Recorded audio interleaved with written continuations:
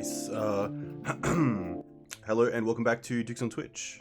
Back today with a 4-color Maverick list. Thanks to Connor, aka LoamerBoy, for the list. This is a really interesting one. Hey Zal, welcome. This should be pretty fun. This deck's playing Seed Time. Let's get that out there. Seed Time is a 1 and a green instant. Cast this spell only during your turn. Take an extra turn after this one if an opponent casts a blue spell this turn. So something like a Force of Will or a Daze, maybe an End-Step Brainstorm, Chain of Vapor, or Echoing Truth. Seed Time seems pretty online right now. I think there'll be a few decks where we bring it in against, hopefully.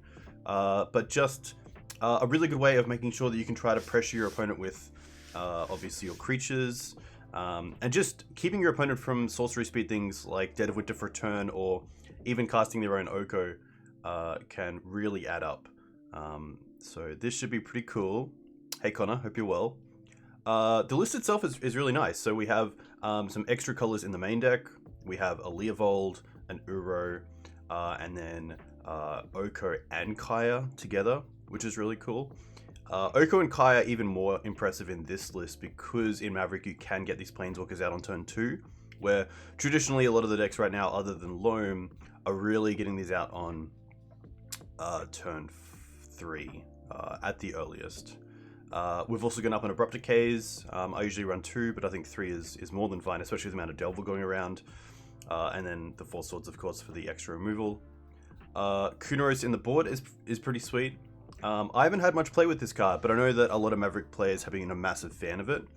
I know that Sato Sam was playing 2 in the main deck. I've seen 2 in the sideboard, so seeing 1 on the board is pretty nice.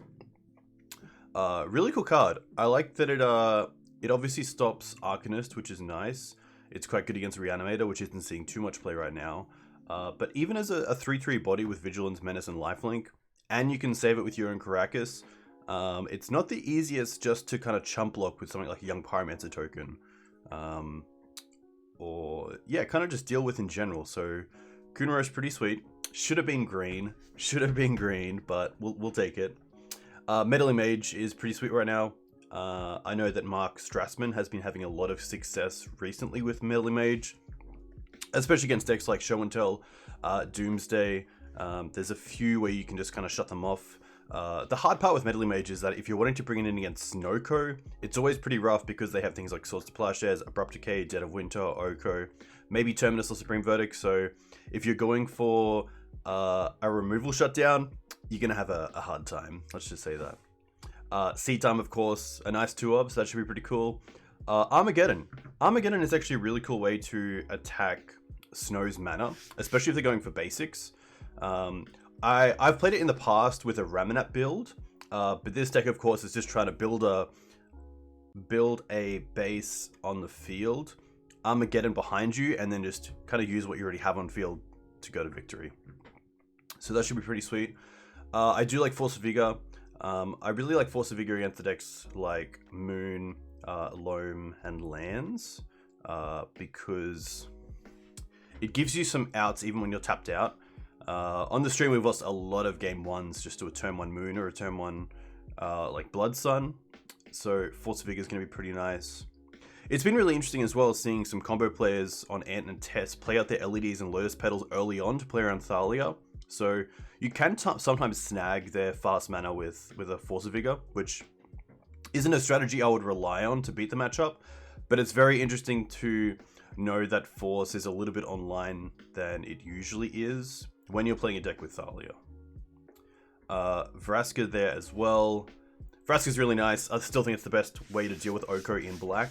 Obviously, if you have red, then just Blast on the stack is the best way to deal with it, but yeah, Connor also pointing out that with Armageddon, Script Rage is pretty nice because you can return your lands in response. Or you can even just make use of the lands that you have and keep the ones that you have in hand for after you cast Armageddon, which is pretty sweet.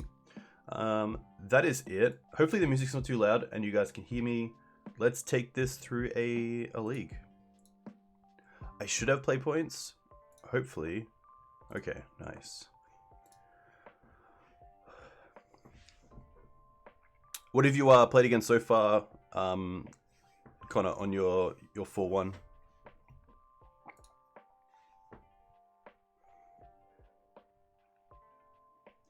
Hey, beer takes priority. Yeah, no Cradle. I assume because of the higher count of non-creature spells in this list, you've got the 3 Planeswalkers, the extra Decay, so you are running a pretty big number of non-creature spells. But Connor in the chat might actually be able to answer that better.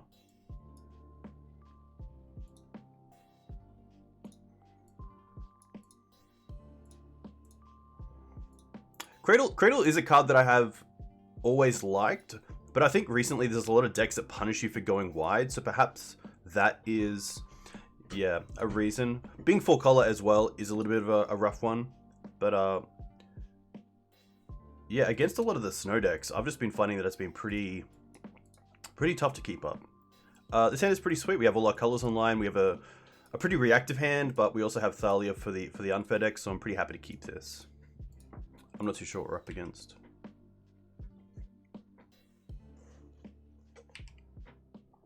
Trap Ponder. Okay. Let's see what this Ponder does. I assume if they shuffle here, it's because they're light on mana. Because they're obviously in the blind. They chose not to shuffle, okay. So that doesn't really change anything. Hey, Lucky Chimera, thanks for the raid. What did you just play? Hope you're well. Swords. Okay, not the greatest. I'm just going to lead on Savannah. I could lead on something else if I didn't want to get wastelanded, but I think because of our current hand, I'm more than happy to be put back 1 land.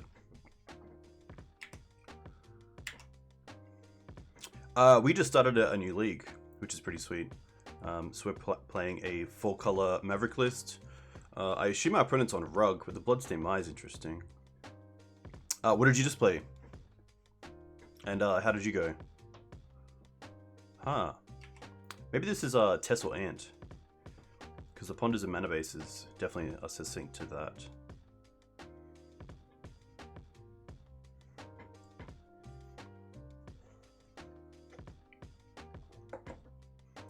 Yeah, sadly I'm kind of feeling combo, but luckily if we get a pass back, this is kind of nice. Wasteland. I think just jamming Thalia here is fine. And then probably Wasteland next turn. Hey Jack, hope you're well. How long did you stay up for the challenge last night? You played Blue-White Flies, Artifacts on Arena? Is that in Standard or in Historic? Oh, you didn't? Okay. That's fair, man. How's Melbourne going? Badlands. Okay. Mox. Okay. Pedal. Alright. Yeah, it's gonna be Tess. So I wonder if I probably want to go for the Badlands here. I also have Decay on Mox. So there is a few things we can do. I don't mind Decay on Mox. Decay on Pedal kind of does the same thing, a little more risky. Because if we Decay they didn't have a 3rd artifact to cast here. Maybe they're holding it. Save Decay for a potential Wishclaw. Yeah, so I can hit the Badlands, which is pretty nice. We're definitely attacking first. Badlands takes them off red outside of the Lotus Petal.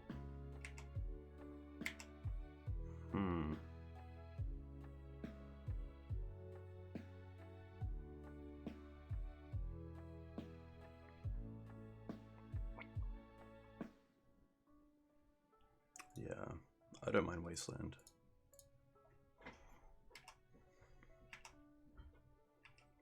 That's a tough one. Maybe there's a better line there if I think about it more. Defense Grid, that's fine. Defense Grid I don't really care about, so I think here I'm happy just to... Ooh, okay. Well, that's interesting. I'm pretty happy just to play Sorcery Speed, so I think here just playing the Knight and taking care of the Mox Opal is fine. You think I hit the pedal? The pedal also turns off the Mox. But I think just because they probably have one more artifact to draw into. Haha, I am playing Seed Time Jack. This is LoamerBoy's list that he very nicely sent to me this morning when I was pondering what I wanted to do. I can fetch once and still be within the same sort of tendrils line, so I think I'm happy just to fetch for... Hey Victor, I would love to, it would be nice. How do I want to do this? I guess I don't have to fetch.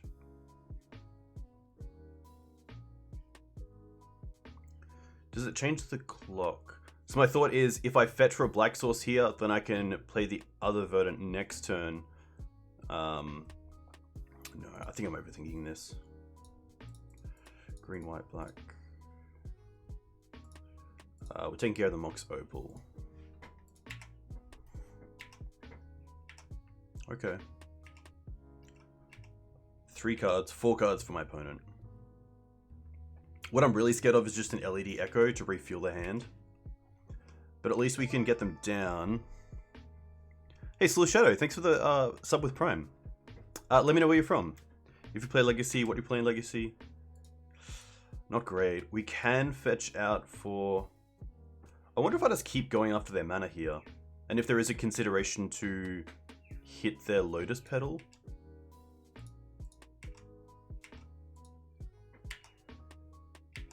Yeah, I think Decay on Petal is fine.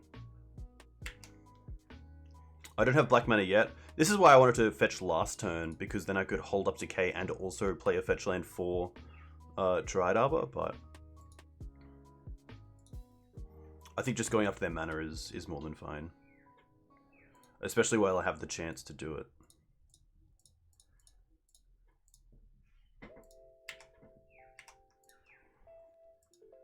Decay not the greatest in this matchup, but at least it is showing some promise here. From Mexico, you play Green White Maverick in paper. Big fan of your YouTube channel. Thank you very much. Hope you're doing well in Mexico. What's Legacy like in your local scene? I guess without sort of COVID around. Noble. Noble doesn't change the clock.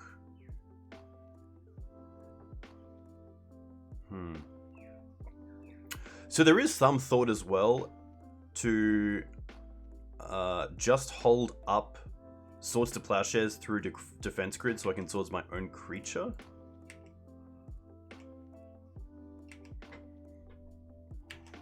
Yeah, I think that might just be the play. So the Windswept Teeth would take us down to 18, then we'll go back up to 20. So if our opponent did try to tendrils us for 9, then at least we have an out.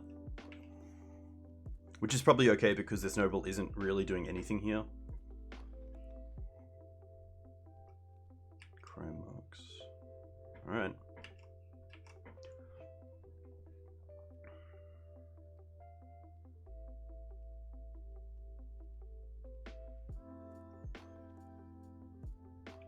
Green Suns off the top is pretty nice because it's a win through Questing Beast.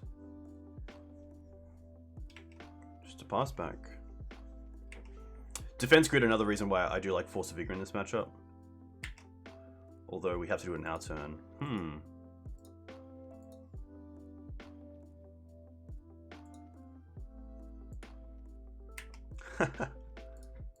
Definitely should have gone for Dryad Arbor there.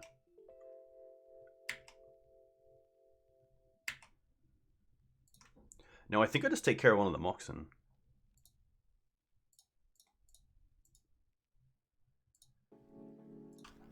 To keep them off mana.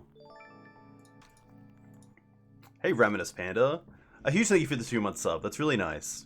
Hope you're well. Let me know how your weekend's going. I'd like to see that Questing Beast too. Very cool. Nice. So obviously, opponent had a pretty slow start on the play, and turn 2 Thalia just really put a bit of a Swiss Army knife on the field. So here we have a few things. Deafening Silence is a kind of must. Gaddock Teeg is great. Meddling Mage is great. Force is interesting. If they're playing defense grid, it's a little weaker, but we do like taking out the 4 swords. Yeah, Seed Time is interesting because it does do pretty well against things like Echoing Truth or Vapor Snag. Yeah.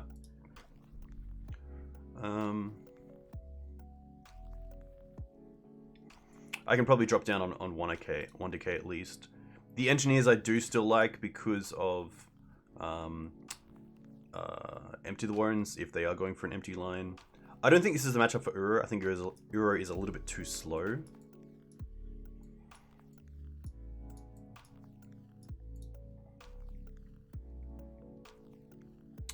Graveyard Hate is interesting as well, but I haven't seen if they're on the Echo line.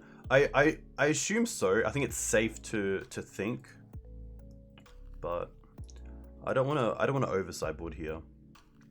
I think Vraska is just a little bit too slow, and I think a decay, if we find it, does pretty much all that we need as well, which is kind of nice. I do want to try to keep the curve pretty low. Even Okos, I don't think Okos are great here, other than maybe hitting their mana, but I just think we have so much hate already that something like Script Ranger can probably come out.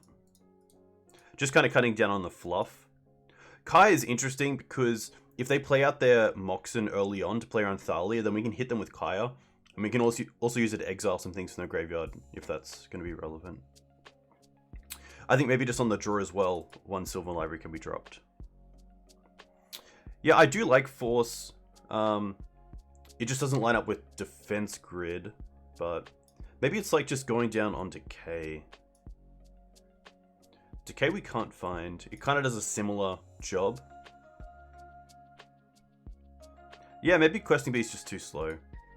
The only reason that I like Beast is that it's a instant speed way to apply pressure.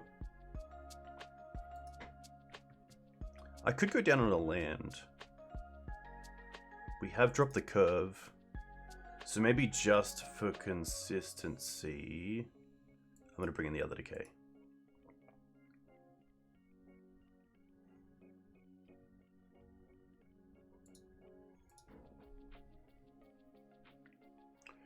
So this hand is nice, but it's a little bit too slow. Especially on the draw. I kind of want some sort of free spell or some turn 1 play in like Deafening Silence. So as nice as this hand looks, I think it's a little bit deceiving on how good it actually is.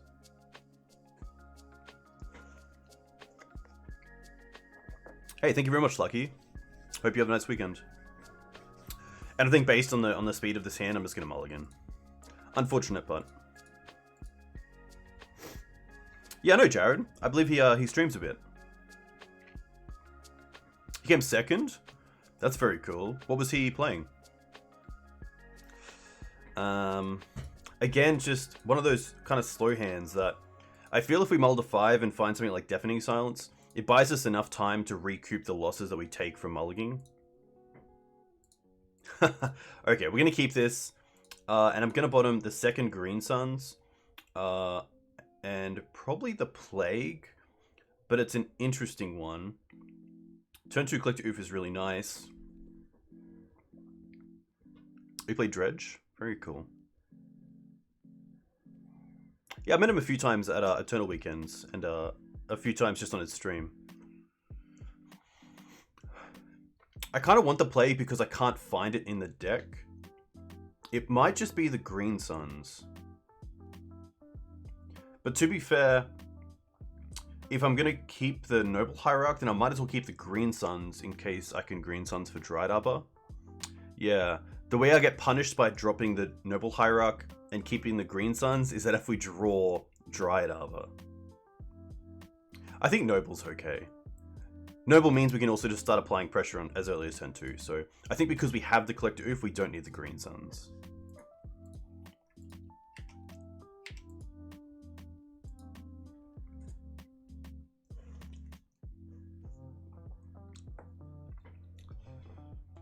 Opponent kept 7.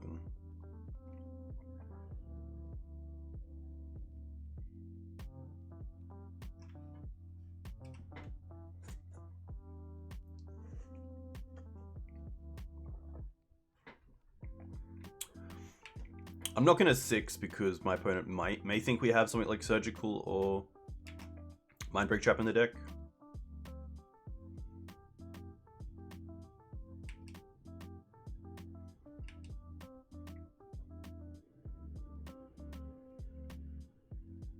This feels like an Echo line.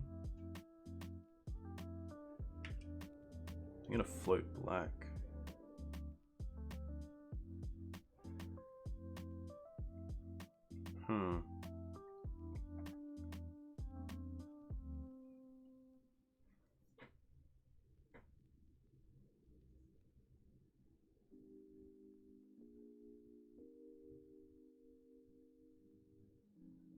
Burning Wish, hold priority, sack. Okay. Maybe they are just going for empty.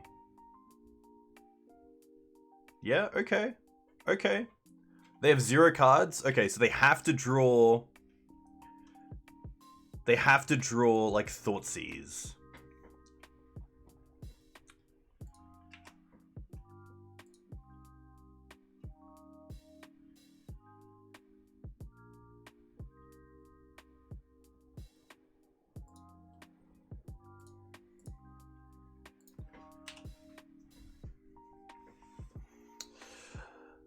Yeah, I hope they... I guess we did 6 here.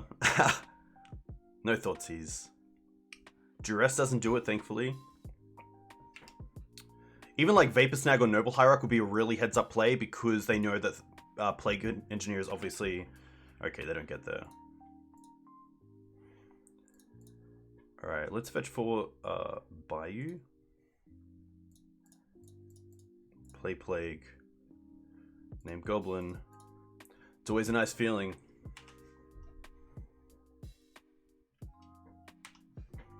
And then I think we play Oof next turn. Yeah, seems really nice.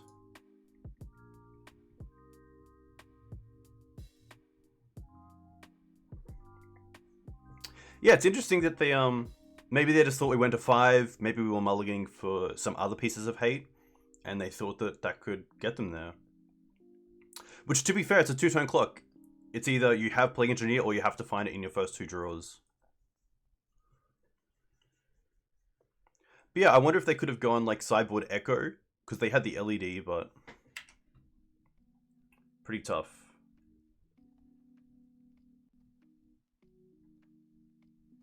Just a bit of luck from us. I think I'm happy just to attack first. Because if they deal with the Plague Engineer here with some sort of removal spell, I'm more than happy for that, because then it's 1 less removal spell for the Collector Oof. Yeah, Oof and the Teeg seems really nice. The one nice thing about this mana base is as well that we don't currently have Massacre online as a free spell.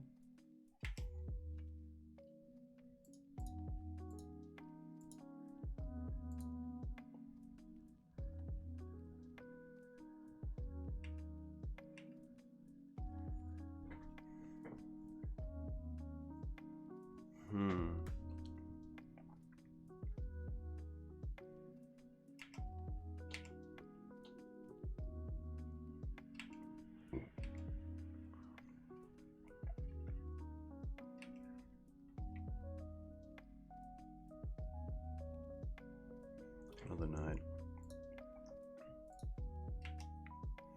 Okay.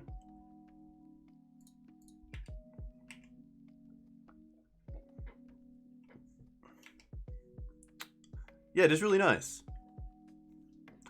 At least so far after 1 game. I am a big fan of it. But yeah, it is nice, especially with Green Suns. Having those like one-off Uro or one-off Leovold, it's just really nice to play with.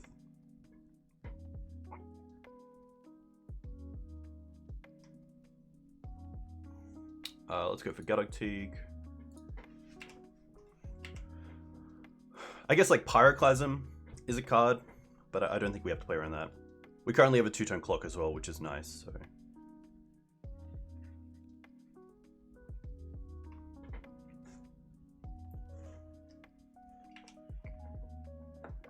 That's fine. Interesting. So they obviously can't go off with that with the Teeg on board unless they play Grape Shot. But they can't have access to their mana if they don't deal with the Collector Oof. That does give them an extra turn as well. It changes the clock to a 3-turn clock.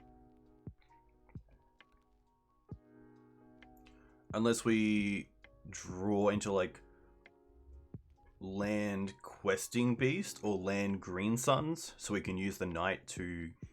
Oh, we took questing beast out. We did. Yeah, Chalice is in an interesting spot.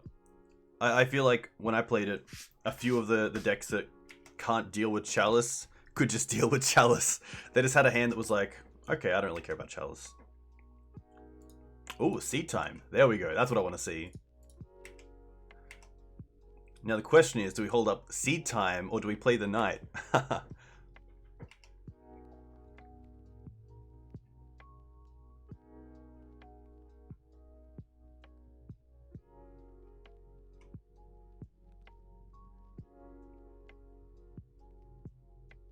I mean, knight is just lethal next turn if they have... Well, they have 2 cards. So they have to have a removal spell and end step for the collector oof and then untap and go off with 2 cards. So I think here it's fine just to play the knight, because if we draw into a fetch land or a wasteland, we have lethal on board. And it looks like our opponent just 6'd as well, so... At least it tells them that they probably don't have another turn.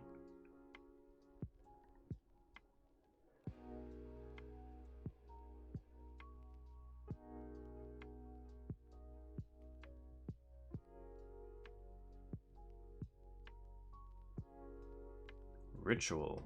Okay. Oh, ritual into like empty? No, surely because of the plague.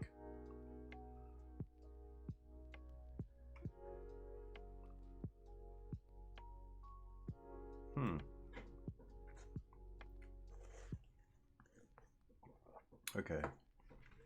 That's fair. Nice. Obviously we mulliganed, but it worked out pretty well, which is nice. Yeah. They were pretty unfortunate in game 1 to not have like a good test hand, because, you know, a turn 2 Thalia isn't the greatest play. It's obviously a pretty big speed bump, but usually they can kind of go off by then, or at least echo their hand. So pretty happy. But yeah, it's always nice to play Leovold in this sort of list. I'm always a pretty big fan of that. Leo, just a sweet card. And especially against a deck like Elves, where we don't have too much in the main deck other than Gaddock Teeg in the sideboard. Leo is pretty sweet because it's a 3/3 that blocks pretty much everything, and it also stops their glimpse lines. And also the up and downs with Elvish Visionary.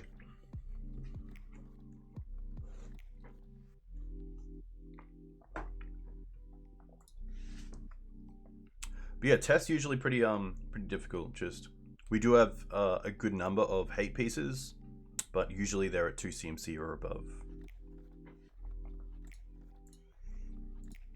But yeah, Uro is an interesting one. Uro is obviously a very powerful card, but I don't think I've ever green sunned for it when I've played it in Maverick. It's just been a really nice top deck.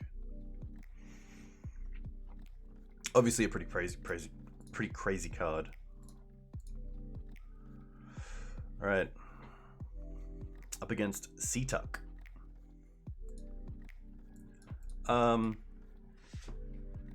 His hand is okay, so you can green suns for Dried Arbor straight away, but we don't have access to black. We have to draw into a fetch land, which I think is fine.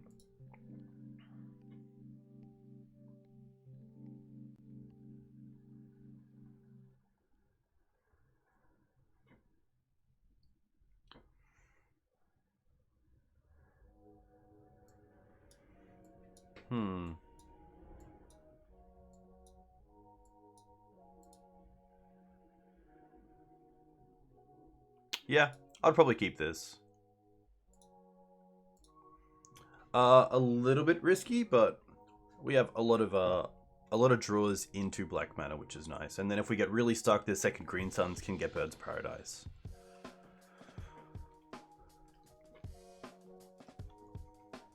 Not too sure what our opponent is on. Once, okay. So we have the Caracas if it's Depths, which is nice. It could also be Eldrazi, which this hand is not very well equipped to beat.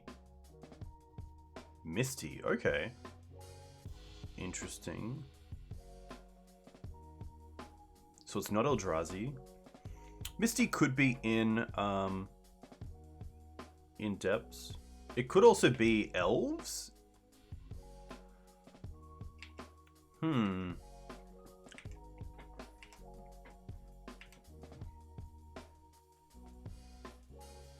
Nice. Okay. Now that our mana's online, I'm still pretty happy just to go for Green Suns here. I didn't want to play the Verdant into Bayou because I don't want to get Wastelanded in case they are a Wasteland deck. But pretty funny that we kind of start out the same.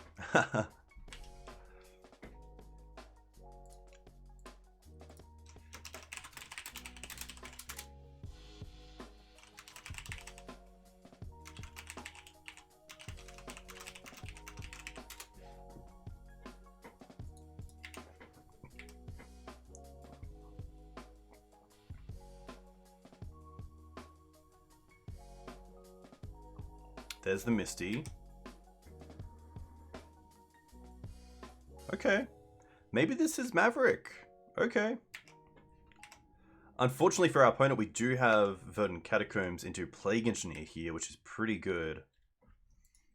We also have Oko. Huh. But we don't play Underground Sea, do we? I don't think we play Underground Sea, so I think for now we're just going for Plague.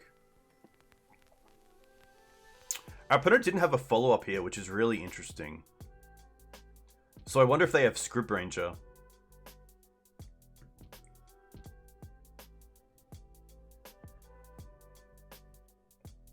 I'm pretty happy just to play the Plague here. So we'll get a Bayou. Oh, we're playing Scrubland. Yeah, maybe it's Scrubland. That makes a bit more sense.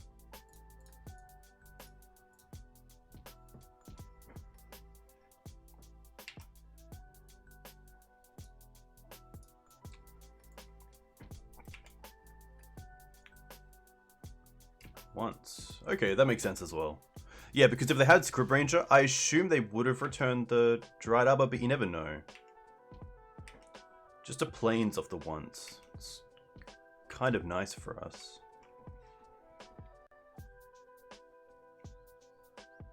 Beast? Oof, okay. We do have the Crackers for it, which is nice.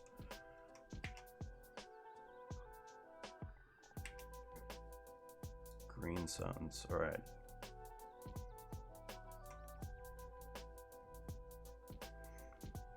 I do want to get this Oko online, so I think I'm just going to go Caracas.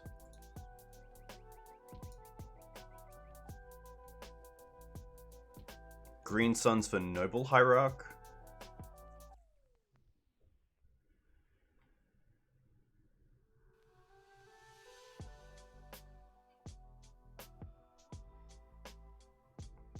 Yeah.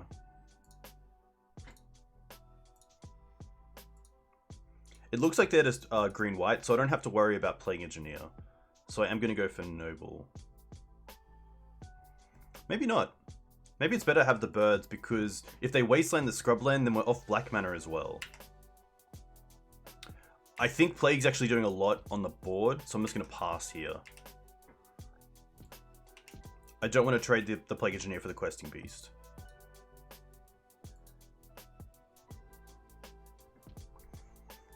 I think for this list, what pushed Cradle out of Maverick was just, yeah, the color base.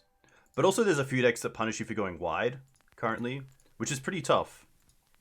Things like Dead of Winter, Terminus in some of the snow decks that are playing Terminus.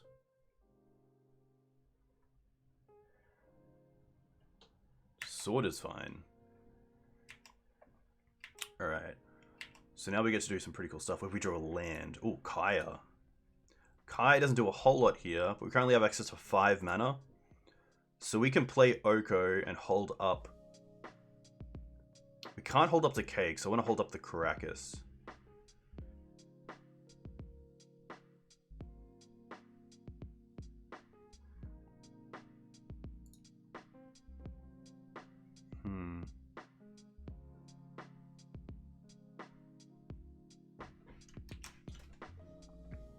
We could also just Green Suns for Night. Green Suns for Knight is pretty good. They've also missed a land drop, I believe. Yeah. So if I can start attacking their mana base with Plague Engineer out, I think I'm going to be a pretty happy guy.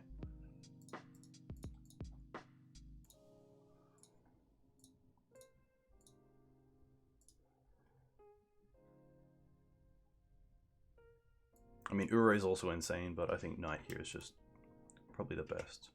Then we can attack with the Plague Engineer.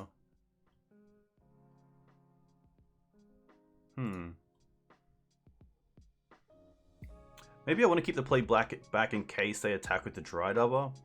I'm probably more happy to trade the Dryad Arbor with the Plague Engineer, because if they do have humans in hand, Kaya can most likely hit them, being Noble Hierarch or Mother of Runes. So I think this is fine.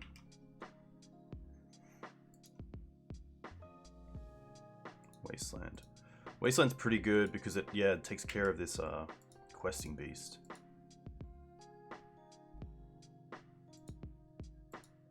Oh, they're gonna go to equip. Interesting. This is fine. Pretty happy to block.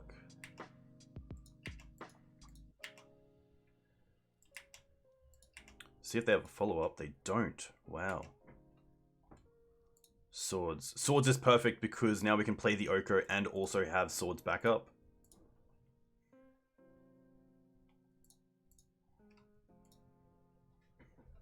It's worked out really nicely.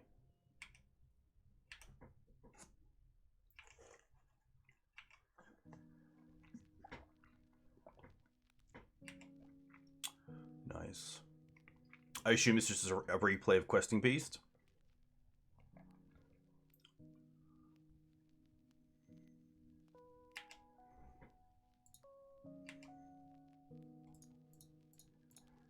Sorry, guy. It never feels great swordsing a Questing Beast, but it is what it is. I'm so sorry. Ooh, Wasteland. Nice. Is Wasteland... I think Wasteland is probably better to use than keep. Ooh. Ooh. I can't take that sword. It's only a creature, right? Yeah.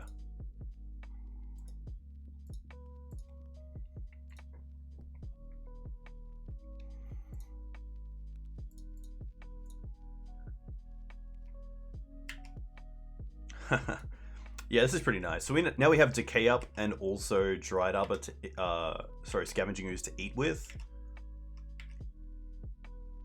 So this is pretty nice. I think here the massive trump was the Plague Engineer, especially being in 4-color. Thalia is going to be okay.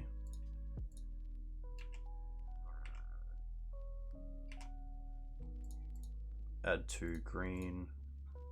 Eat their mum. And Dryad Arbor. Yeah, pretty tough. Early mana acceleration into great cards. Collector Oof is interesting. I assume they're playing a Stoneforge Mystic package if they're playing the sword. So I'm going to assume there's also a Jide in there, so perhaps the Oof can stay. I don't mind Leovold, I don't mind Uro. I don't mind the Planeswalkers. I think it's just going to be a little trim. And we're going to bring in Force, Vraska, and Bog. I think that's pretty good. There's some consideration for Kunaros, but I think this is fine for now. Questing Beast is interesting as well against the deck that's most likely playing Karakas, but I think that's okay. I mean, the Karakas is probably coming out for the Kunaros, so yeah, I think the light changes are fine, just because of how good Plague Engineer, Kaya, Oko, Abrupt K are. I think what Green-White can do against me is try to attack my mana really aggressively. This is fine, but yeah, the Dryad Arbor is a little bit rough, but I still like this hand. I'm going to keep this. Yeah, this hand is really nice. It's just missing a turn 1 play. But I think that's okay.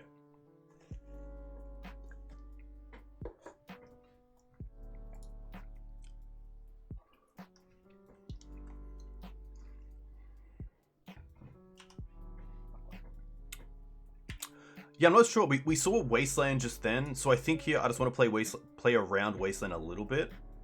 And probably just go with Windswept Heath first.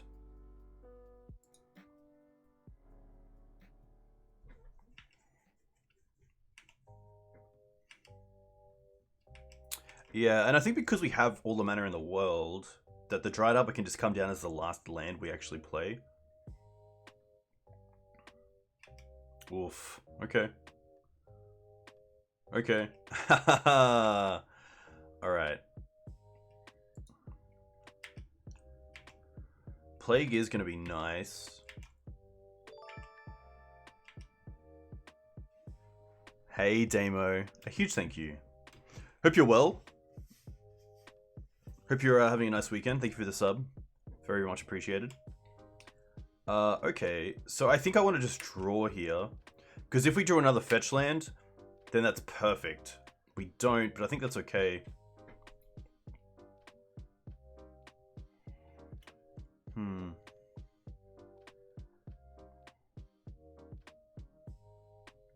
I do like library. I'm just thinking what I want to do. So I think it's the Caracas that we play.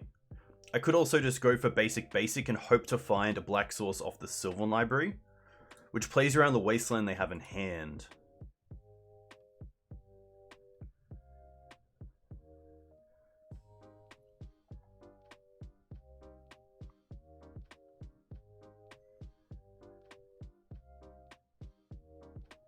I could also go basic bird, but I think that's not the best because I think just basic is fine, and then we'll find the land off.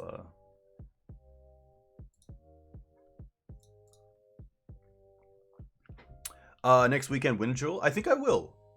If you need anything for it, let me know, and I will definitely give them to you. But yeah, it should be pretty good.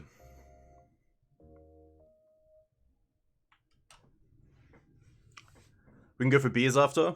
Maybe get some food. Oof, cradle. Oh, sword. Okay, sword's pretty good.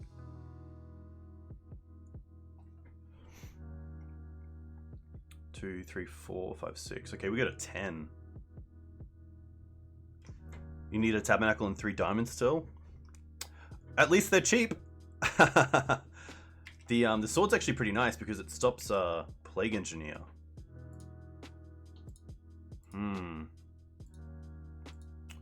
Now we're in a situation.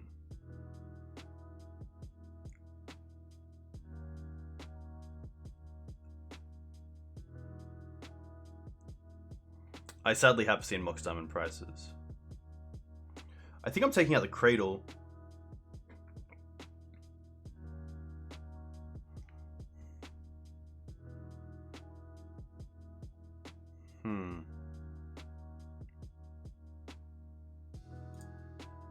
Put on top.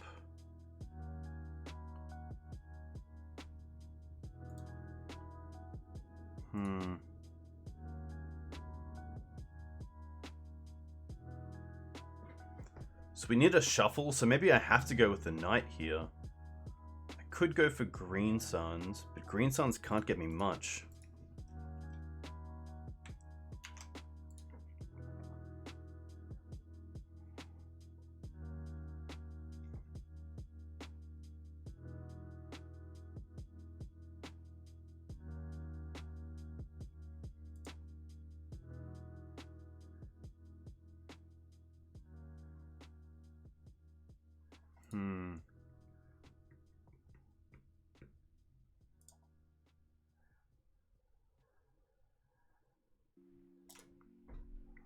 This is a big one.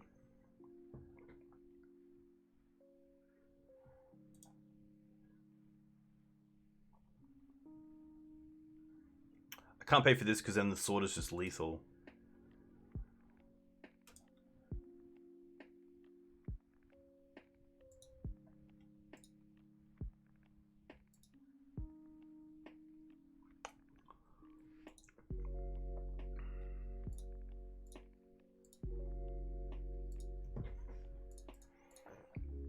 but I believe I just need the shuffle.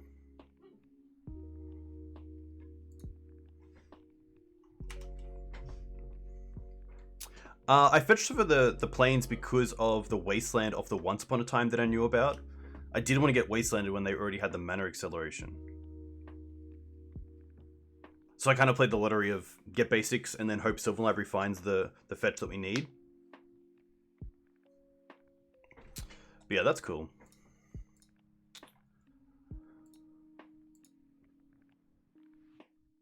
Judgment, okay. Interesting, going after the bird, which they could have hit with the Noble Hierarch, with the sword. Huh. Bird. Okay. Come on, Black Source. Oko's not going to do it. Ah, nothing. I think we're just dead. We can have a look. Put on top, put on top. Play Dried Arbor. Yeah, we're just dead to the bird. We're just dead to the bird. Just too slow. Boarding does not change. We'll just submit the same list.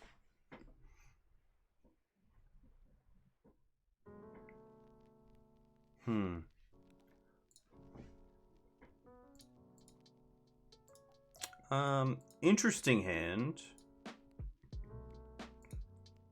I don't mind it. We'd have some nice turn one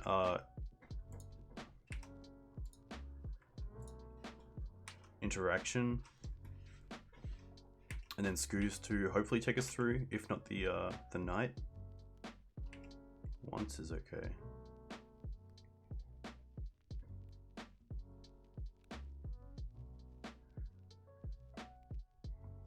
Misty.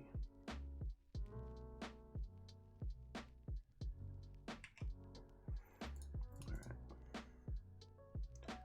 Pretty happy just to take them off their mana.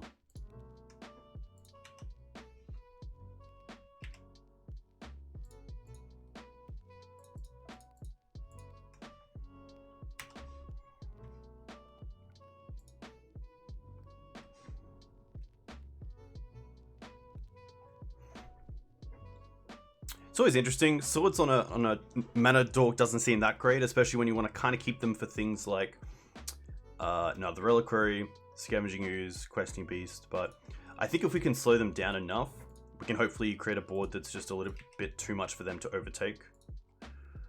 Oof is interesting. Gonna attack first.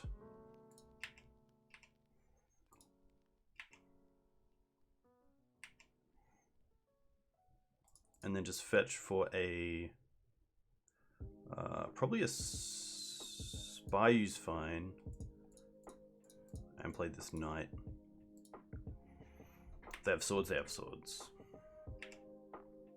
I guess they could also have Path to Exile that they bring in. So maybe that's a consideration not to go for basics early on, because then Path just gets so much better for them. Scrib is fine.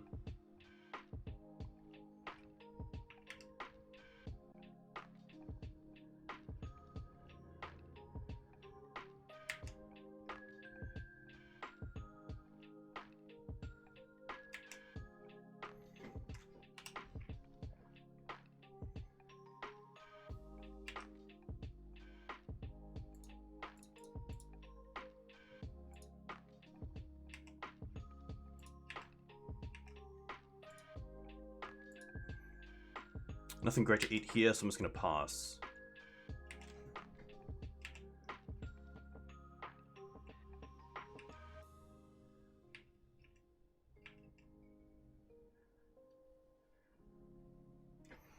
Five cards for my opponent.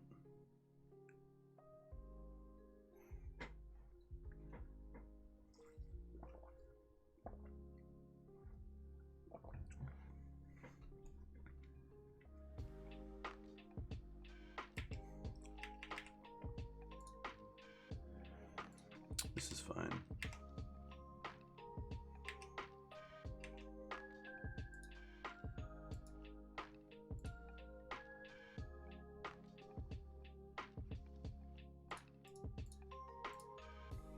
Gonna eat their wasteland. In case of Ramanap, that would be a pretty big one. So try to get rid of those as much as possible. Birds. Alright.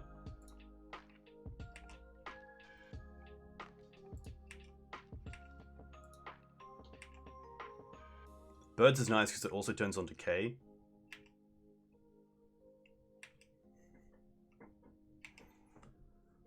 But opponent doing really well here to keep us off our mana.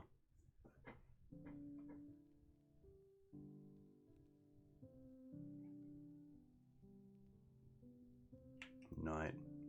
Knight's not too bad because we have the decay and also the ooze. So I wonder here if they attack first with the Script Ranger and then just use their Savannah or Snow-Covered Forest to cast the Knight.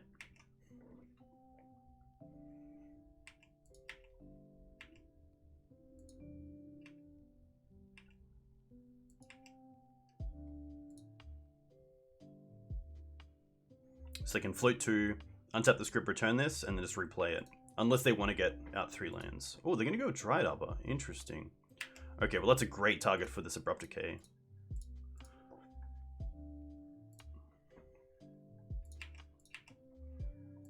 But now they can return the Dryad Arbor with Script Ranger if they wish. Beast.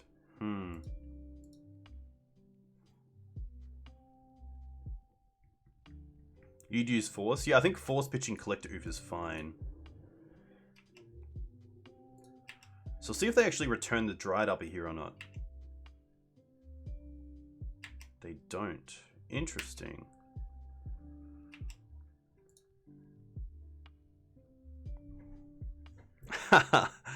Hello, Rick. Hope you're well. Hope you had a nice weekend. So upkeep, we can stop and force this, pitching this. A bit of a 2-for-1, but I think my opponent was going to use that Sylvan Library pretty aggressively.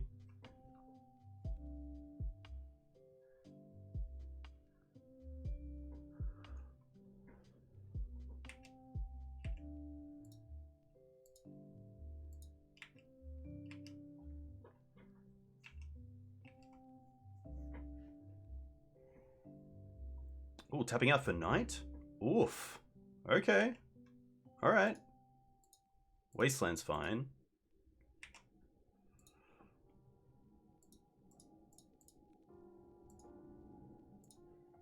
Decay Knight.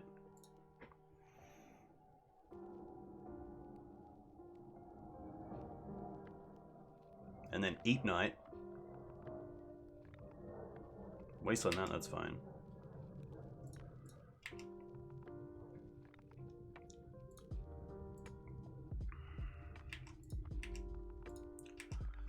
Yeah, Sylvan Library, that's a pretty sweet draw, especially being at 19 life.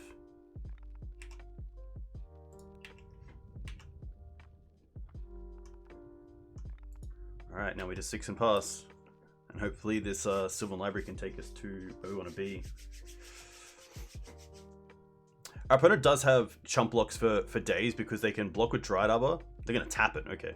Block with Dryad Arbor and then return it with Script Ranger. Because it's a creature and a forest. Hyped for the reprint. Oh, is a Sylvan Library reprint?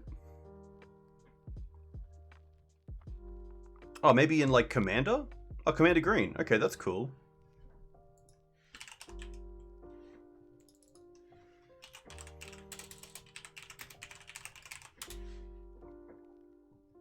Night of Autumn. That's pretty good.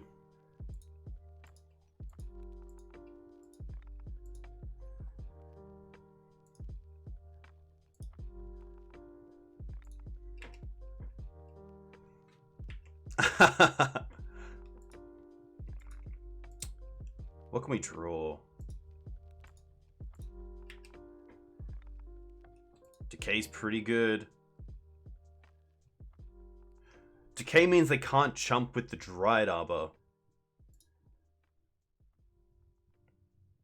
So the question here is, do I go after the Script Ranger? I think I do.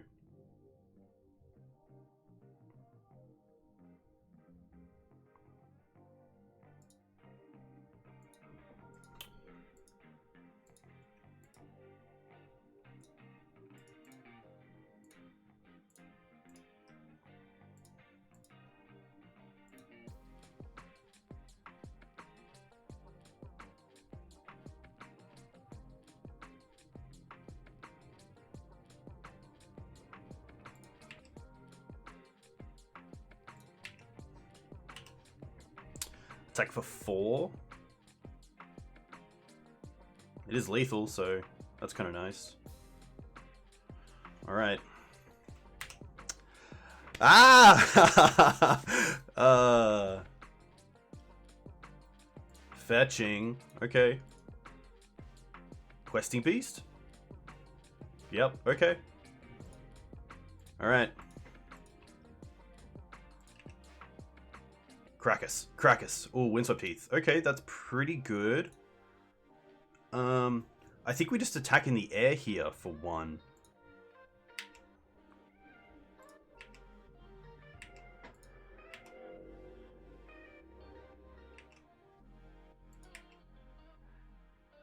And pass back.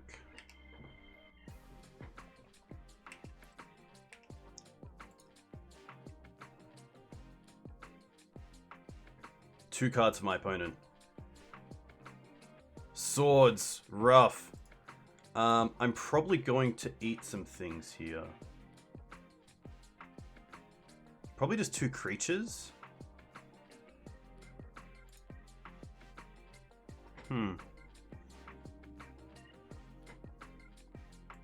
Maybe it's also a wasteland, just in case they have Ramanap. Maybe it is just a script. Go to 16. It kind of changes the clock.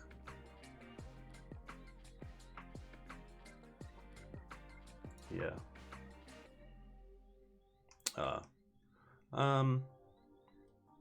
No, this is fine. I don't want to get wastelanded off this land, so I'm just gonna let this happen.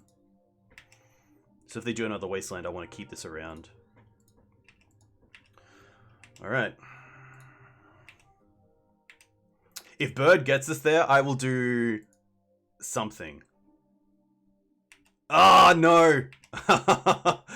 What can we draw? What can we draw? Trop. Okay, I guess that trades with the Questing Beast. And then they have to attack with the Dried Arbor. It's close. They're at 2.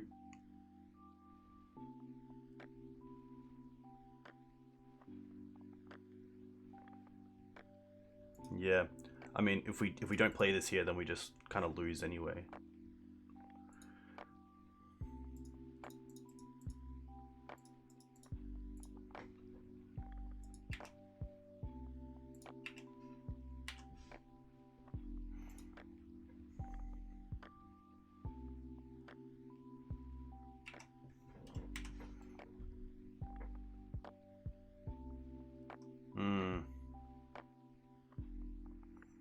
Pretty good. Okay, so we can draw into an exalted creature if they don't hit the noble hierarchy. Okay, they do. Okay, that's fair. It's pretty good. Oof. Ugh.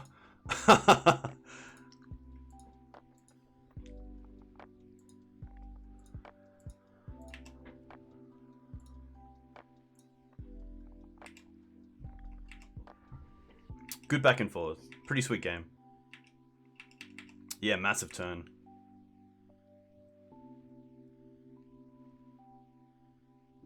I have 1 card left.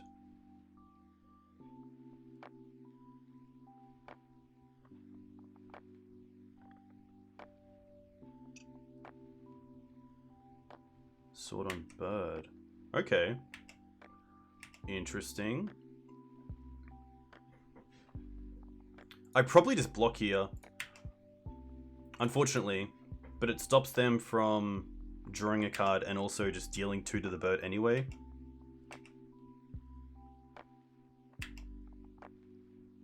Ah, not attacking with the beast is interesting. Yeah, maybe that is true.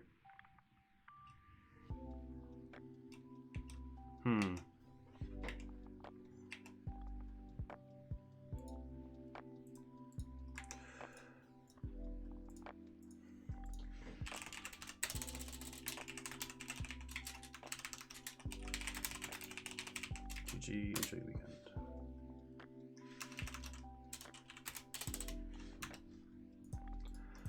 Rough. Good games, but they were pretty cool. Yeah, if I block the equipped creature, then maybe it's different. Always something to learn, which is nice. Yeah, very cool. I don't think I've ever been sniped, which is nice. I think usually it's I don't think I'm a D-list celebrity on MTGO, so I don't think I have to worry about that, thankfully. Yeah, maybe swinging in with the ooze to trade with the beast was right. There's probably a few plays there where there was like something different to do. I think this hand is just a little bit too one-sided. I'm gonna mulligan this. Green Sun's D-list. Yeah, I think this hand just kind of folds to anything where swords isn't relevant, because then Kai is probably not relevant either. This is okay, I'll keep this. And I think I'm going to drop the Kaya, because Oko just wins games on its own, let's be honest.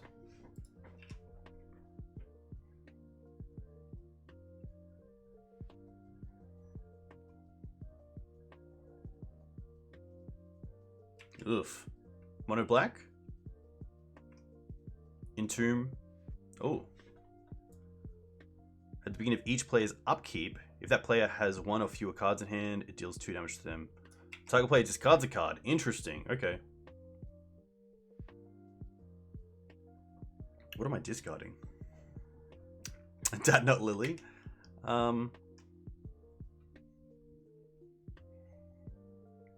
It's probably the Knight. I think Wasteland is okay as a land drop.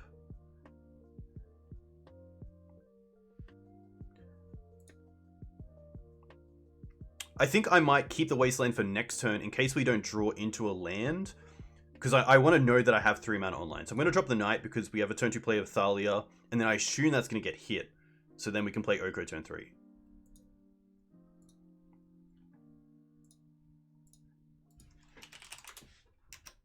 I did not mean to put caps on Spice there. And now it just looks like I was a massive fan of this turn 1 play. Oh, Decay. Okay. So let's go with Windswept Heath, because it can't be Wastelanded if they're playing Wasteland.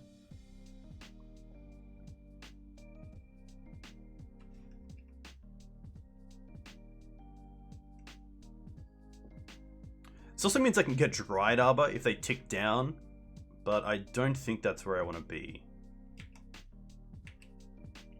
Because Dried Arbor does kill this. When I got one of these in a pack, I thought it was the artwork that was like smudged because of how the artwork goes over the name. Pretty funny. Okay, there's a Wasteland target. We discard. I think it's just Thalia because my turn 2 play is most likely Decay. And they're probably running things like Spawnpox. Also, Thalia is a legendary creature, so if I draw into another one, then I get a little bit rewarded, which is nice. No play. Alright, let's see if this works.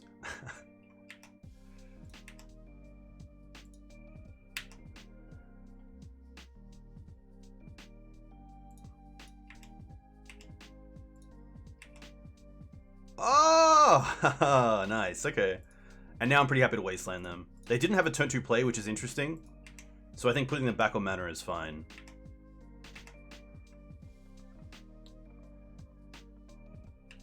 Double black and nothing, okay. Green Suns. Green Suns one time. Let's go for... probably Verdant Pass and hold up Abrupt Decay.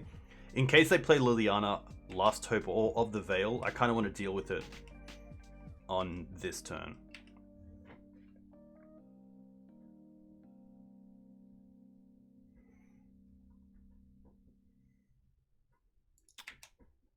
Speaking of...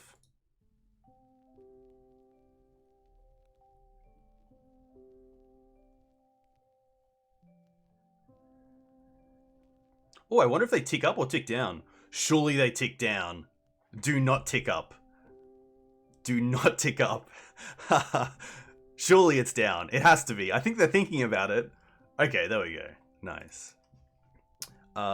There's been a few times, Connor, where I've wanted an Underground Sea. But maybe Underground Sea is just a little bit too meh in the mana base. It could be like the second Savannah.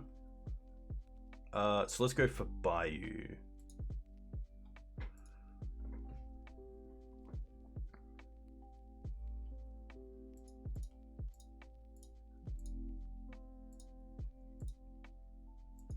It is pretty awful in the opener.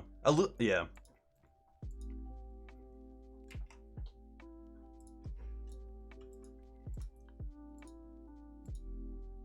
Alright.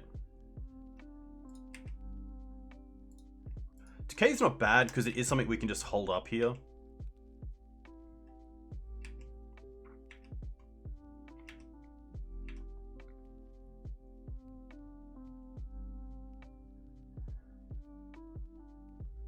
Please don't beat the Abyss.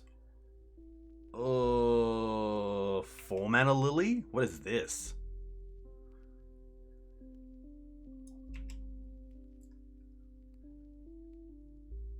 Okay, it's just a bunch of mana. That's fine. Huh. Trust me, I did not think we'd be playing against this. Sylvan Library is actually perfect against this sort of deck. I don't believe they have an out to Sylvan Library, which is kind of nice. Unless it's like main deck Chains, but we do have the Abrupt Decay for that, so. Hey Hernby, welcome. Yeah, this is an interesting one. So it's 4 mana, tick up, search your library for a swamp card, reveal it, put it into your hand, then shuffle. The neg 3 removes creatures, and then you get an emblem at 4. Another 4 mana. Ugh. Each player discards a card. Okay. It's probably between Plague Engineer and Abrupt Decay here. I think it's just Plague Engineer. Decay might be better down the line.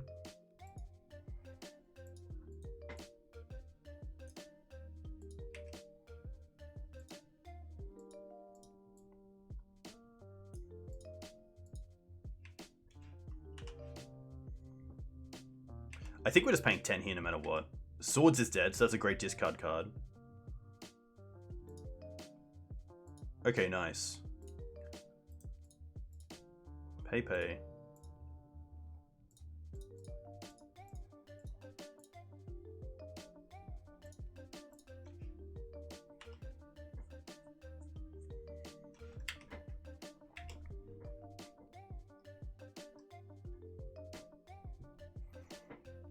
Haha. I wonder if they run Eliminate. Tiny Bones. Interesting. Alright.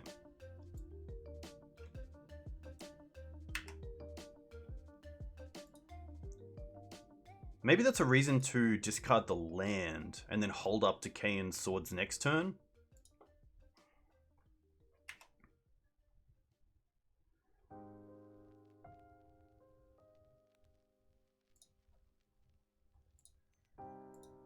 Just don't him me. Alright, so they get to draw a card in their end step.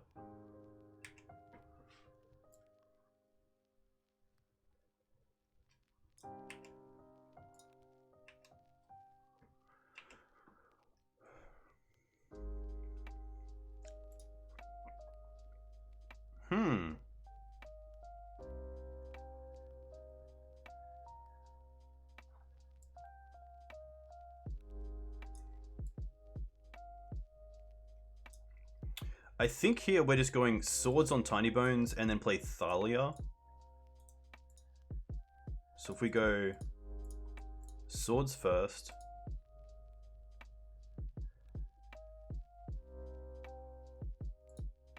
Now play Thalia.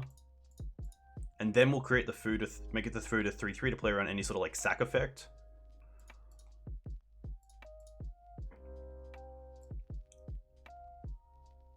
I don't think I care about the mana.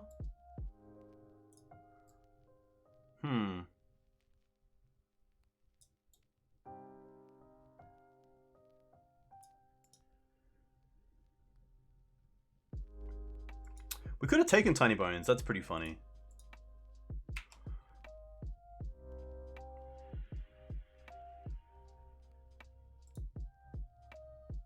I think it's this one, just to keep them off the ulti. It's probably not relevant, but in case they're playing something that you can sink mana into, then I definitely want to deal with it.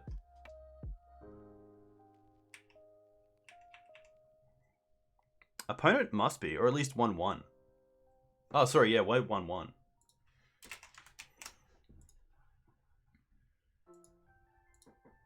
Oh, Badlands, okay. That's interesting.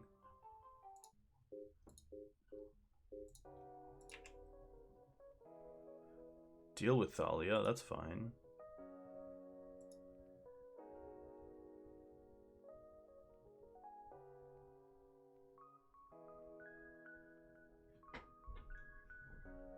Two cards for my opponent. Ritual. Alright.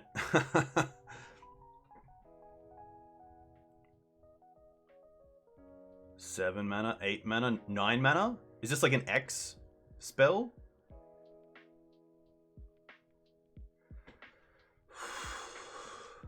I can't take this. I can't take this. It is. Oh wow, I just died to this? Each opponent loses 3 life unless that player sacrifices a non-land permanent or discards a card.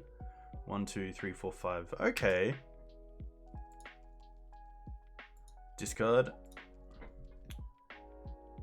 Ah, it's non-land.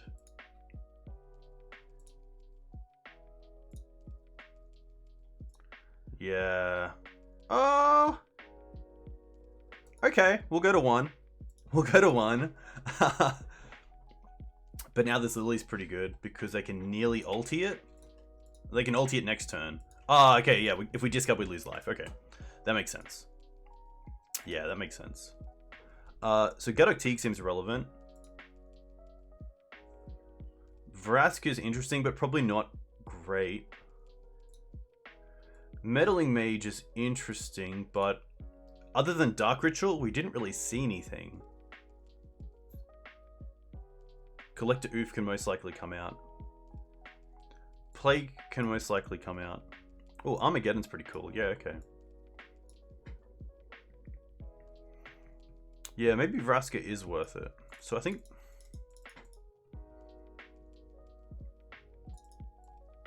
probably even go down on swords. Yeah, I think Plow can pretty much go. I might just go down to like 2 and 2 of these. Because we have the Vraska as the extra abrupt decay. Kunoros is interesting. Because it started to stop their Reanimator shenanigans. And maybe just Bog.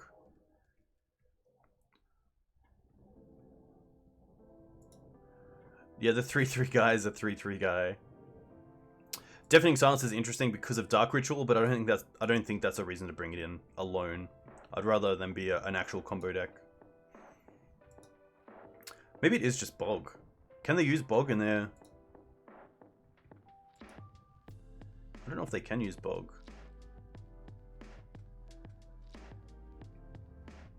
It might just be a mage. Cut Plow completely. Add mages. I guess we get 1 card. I don't believe they use their graveyard as a resource.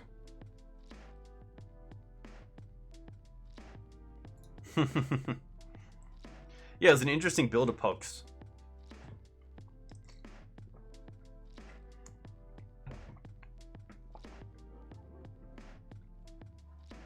Probably like yeah, I assume something like the Abyss. It's just something we can't really beat outside of Night of Autumn. Maybe Force is okay. But I just don't know their build. That's the interesting thing. I mean, at least Force is a card we can just discard if it isn't great.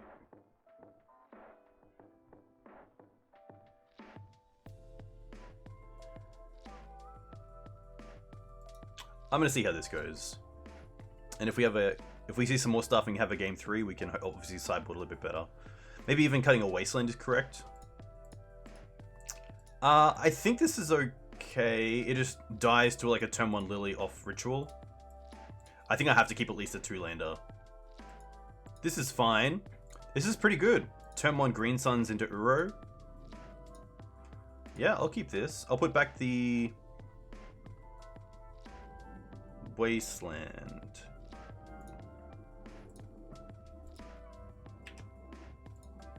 So let's go Bayou into Green Suns.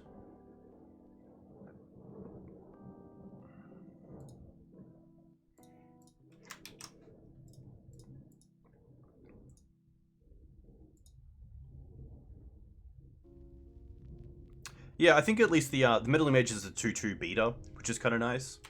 And I think that maybe that's all we actually want. And then if we name something that actually hits, then that's just a bit of an upside.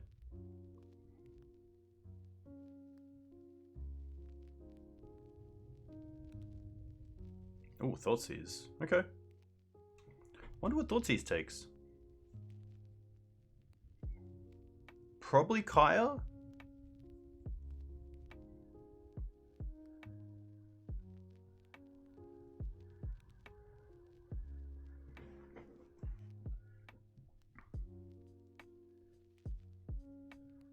Hero, okay.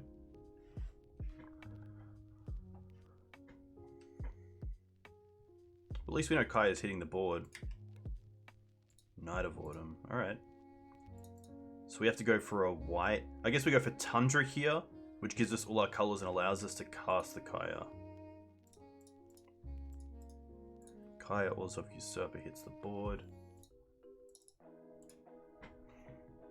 And then we just tick up on Thoughtseize.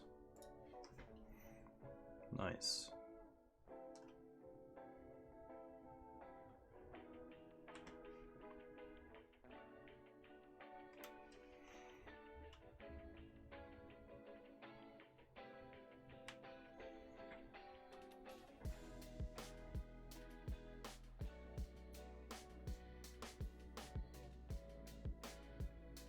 Yeah, I think the Knights can be interesting, so I'm not too sure what they're playing. Like, if they play like a Bitter Blossom here, then I would kind of hate to play the Knight out as just a 4/3. Or if they play like Ensnaring Bridge, I kind of want to make sure I can have an answer to it.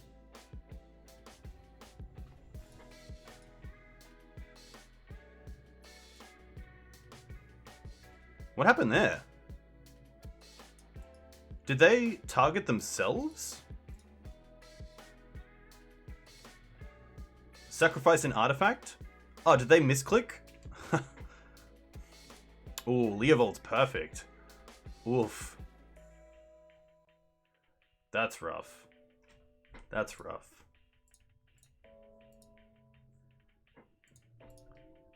Okay, black, blue, Leo.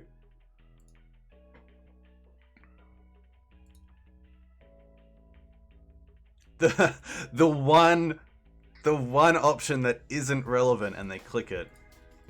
That's just bad luck. That's just bad luck.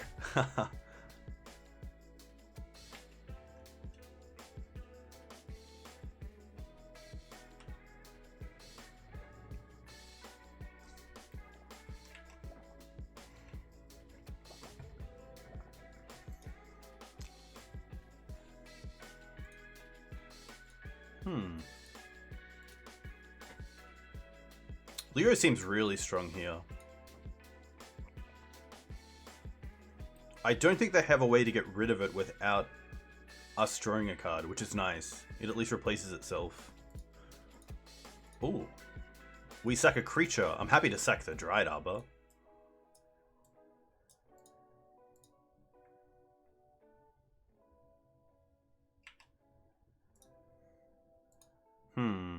Yeah, I'm still okay to sack the Dried Arbor.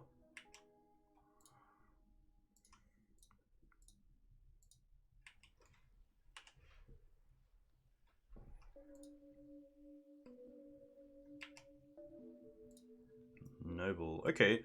Oh, we can do some pretty cool things. So we can go Scrib Ranger first. Now we can untap Scrib Ranger, return the Bayou. Now we can play the Bayou, play the Hierarch, and now attack for 4.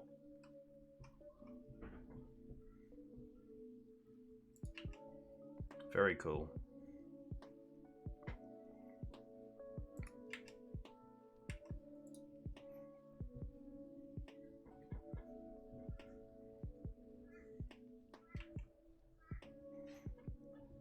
Nice.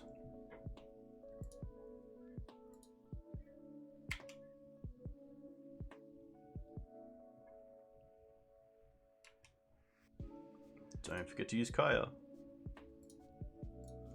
Alright.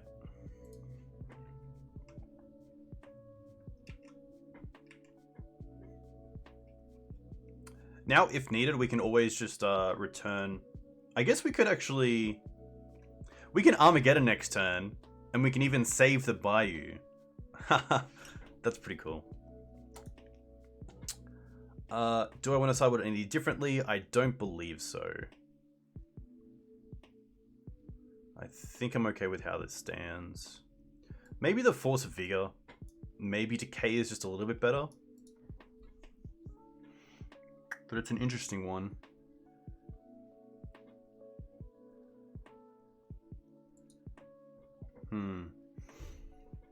Alright. Let's see how this goes. Sadly not. Just no mana in this hand. So we will have to mulligan once. Not the greatest against Pox. It's probably even better just to keep a hand that does, at least makes land drops. But I'll definitely mulligan this. Ooh. Sadly, I think the double Wasteland hand has to go as well.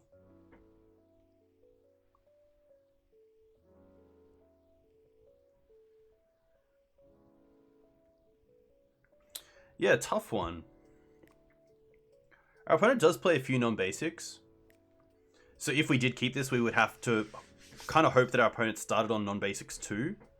And we could actually just wasteland them a few times and hopefully get back in the game.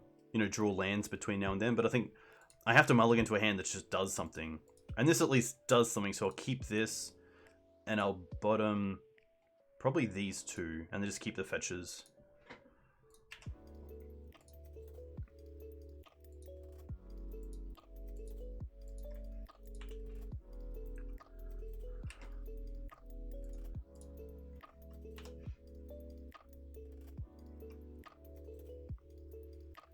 I wonder if my opponent plays Blood Moon. They have a lot of swamps and they also run red. So it wouldn't surprise me if they just think that Blood Moon is a kind of nice way to win the game as like an extra. Interesting, nothing.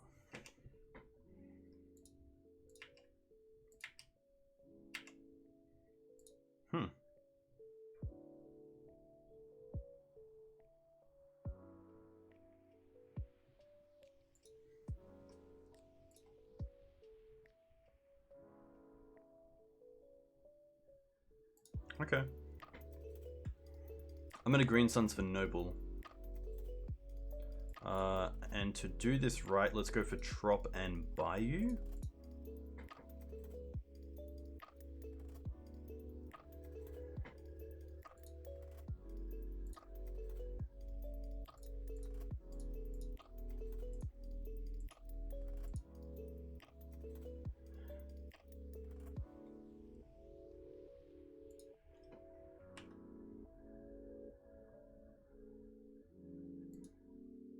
Looks like they have an instant speed wave for us. Maybe like a Diabolic Edict or a Liliana's Triumph.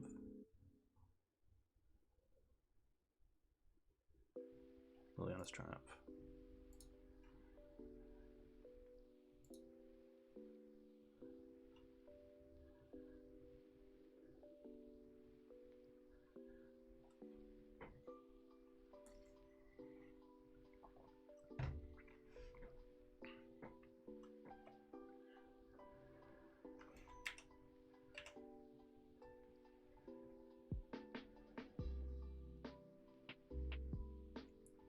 Inquisition. Inquisition's pretty good.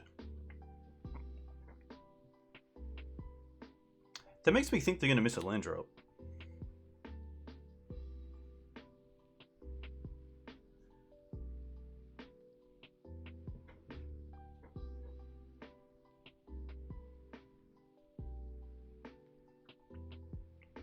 Wasteland. Okay, Wasteland's pretty good.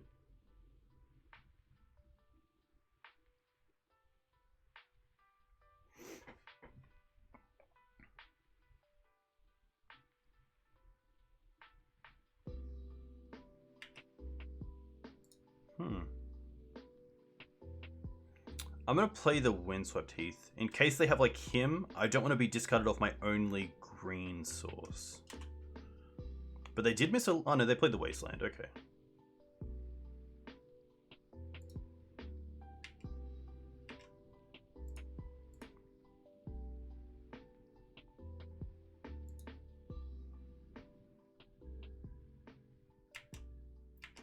Badlands Pass? What is this? This means we get to Wasteland them, and also play the Uro, which is pretty insane.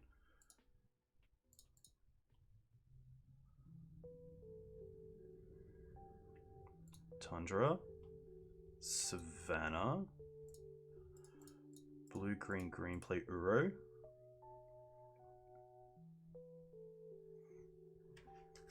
Hey Lee, a huge thank you for the raid. What did you guys just play? Were you playing your new Vile Legacy deck?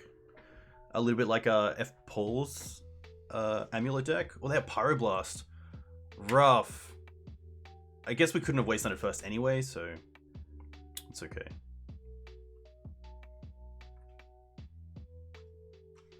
Pyroblast is pretty good. I don't think, other than the Trop, we don't have another way to get back the Uro. One Trop. Yeah. So we have to get something else. Inquisition, that's fine. Yeah, thank you very much, Lee. Hope you're well. Hope you had a nice weekend. What did you just play?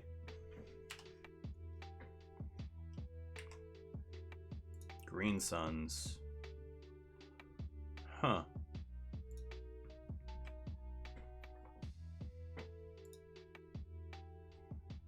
Green Suns.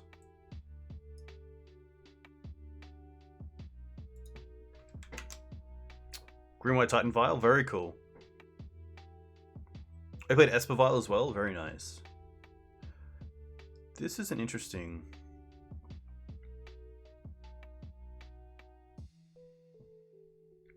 Yeah, that's fair, LoamerBoy. I think I'm just gonna try to get this this Uro online, and I'm just gonna go Green Suns for a bird. I'm gonna float a black. Alright, I'm gonna change phase. Haha, that's a cool emote. Yeah, so here we're just gonna Green Suns for a Noble.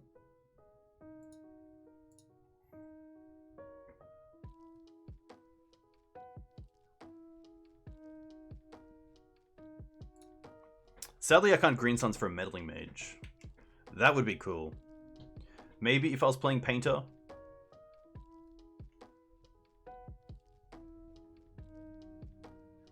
Hey, don't be sorry at all. Triumph, okay.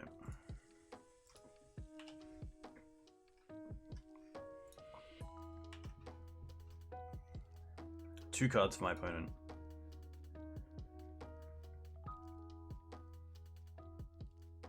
Okay. Just a pass back. I mean, Oko would be insane to draw. Knight of Autumn. Knight's not the worst. At least it's an actual threat. Just to get something on board.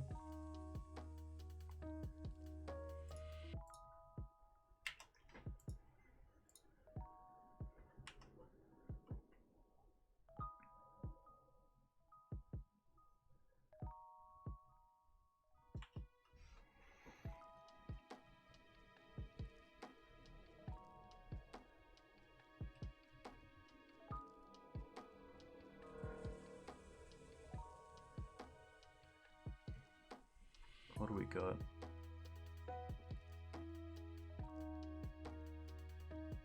Lily? I guess they can trade?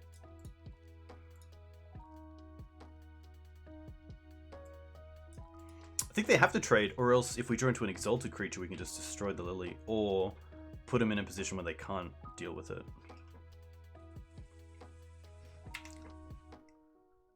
Okay, still pretty good.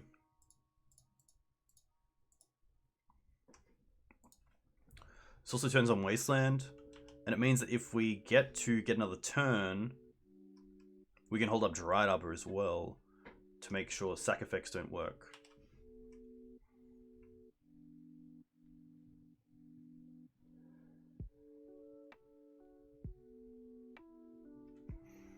2 cards for my opponent. Please don't be a sack effect. No!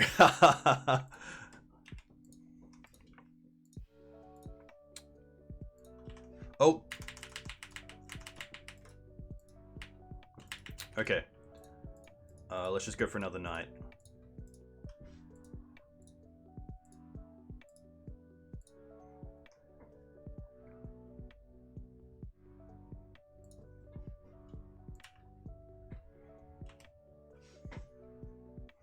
You always think it's like Cord? Yeah, that's correct. That's true.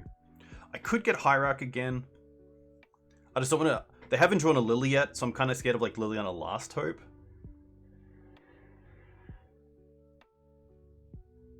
Okay. This is fine.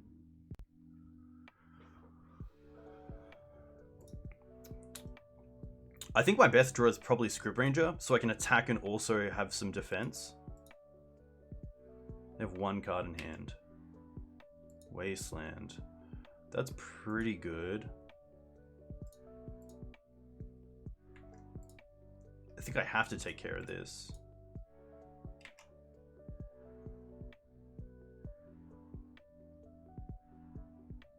I could also Peatland and try to draw into another card, but I think here it's fine to attack. Just to get Lily off the board.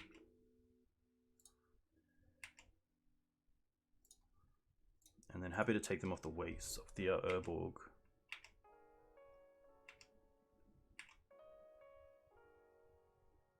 But this is always tough. Oof, Ritual.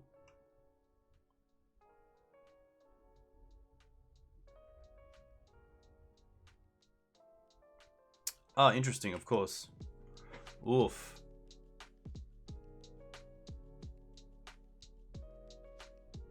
Oh, wow. It's pretty good. Didn't think of, Angrath. My bad.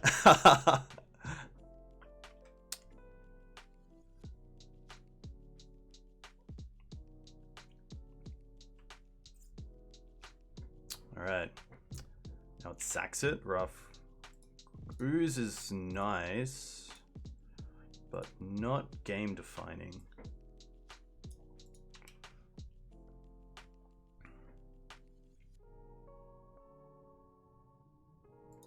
Yeah, pretty cool deck, to be fair.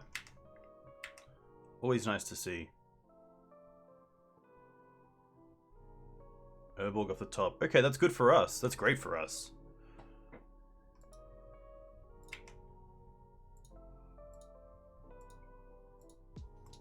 Now, I don't believe there's any creatures in their bin, so I might as well eat my own knight.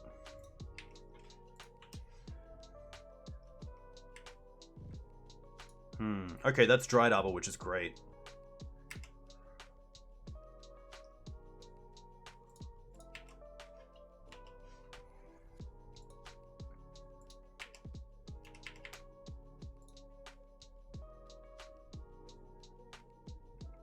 Catacomb sadly isn't. Our second blue source is the Trop in the bin.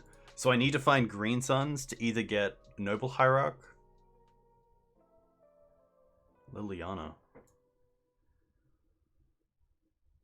Oof. Okay. I don't think I can even save it because of how big the graveyard is. Yeah. So I might as well gain some life here by eating creatures. There's no C in the deck, unfortunately.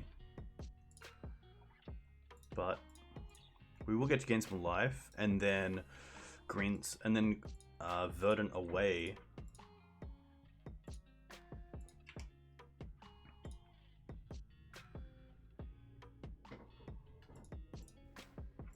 The creatures in the bin have no other effect. So I didn't mind eating there because they do have a few life loss cards. Scrib Ranger, that's kind of cool. Unfortunately, we don't have the Trop in place, so we can't return it with Scrib Ranger to get double blue. But that is fine.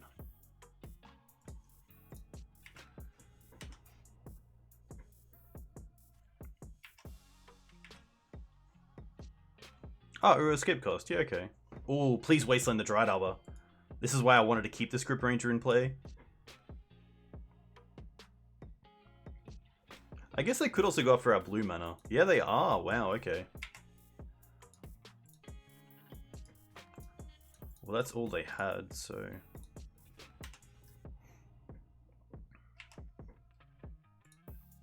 Windswept doesn't do a whole lot. Windswept is probably better in hand. Just in case they draw like Inquisition or Thoughtseize, I'd rather them cast it. Thinking we have a blue card in hand. Liliana. Probably happy to drop the Dryad Arbor.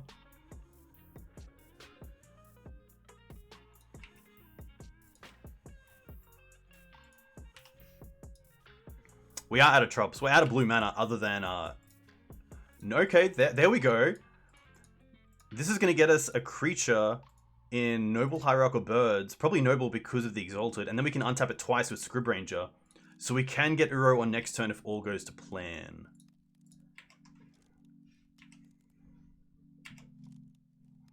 Yeah, we couldn't Uro until we got a Hierarch.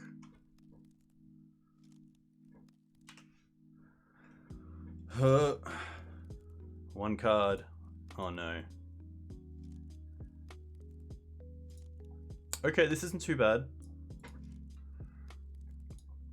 We're gonna discard the Heath. Alright. Now this is looking pretty good. Vrask is pretty sweet as well, but I think here we just want to go... probably attack first. Kill the Planeswalker.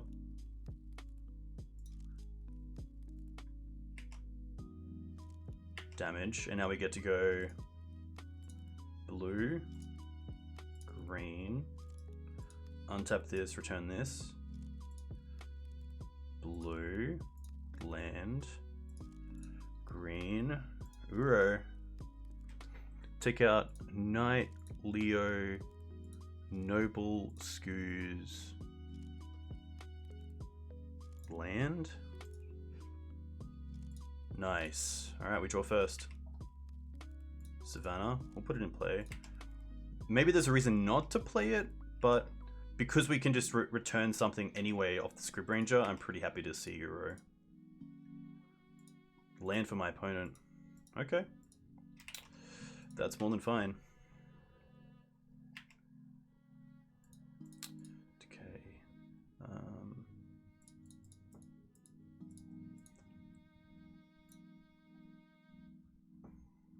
I'm going to sack and draw the Savannah to see if we draw into another Exalted creature first. We don't. I guess we kind of do, but I might just keep the Green Suns for now. Yeah, this is a cool game. I like the like just top decking from our opponent. We don't have a land.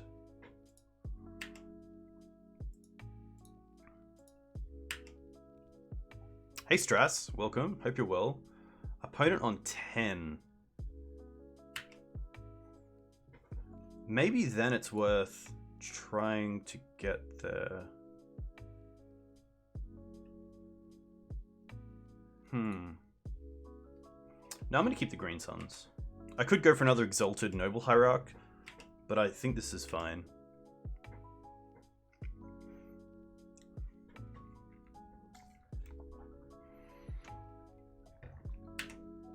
Duress is fine.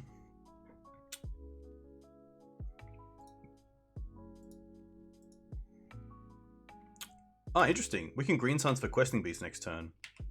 And that gives us lethal. Nice. 1, 2, 3, 4, 5.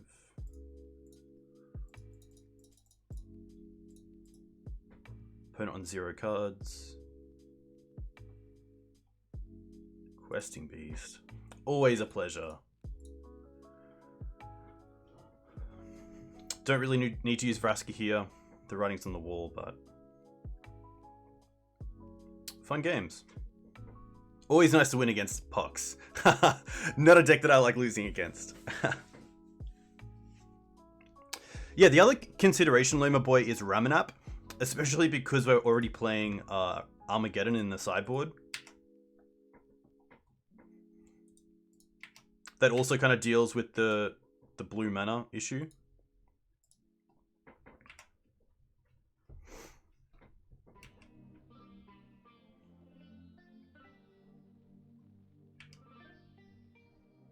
Nice. Very cool. All right. Here's the list. I'm just going to the bathroom real quick. I'll be back in a second.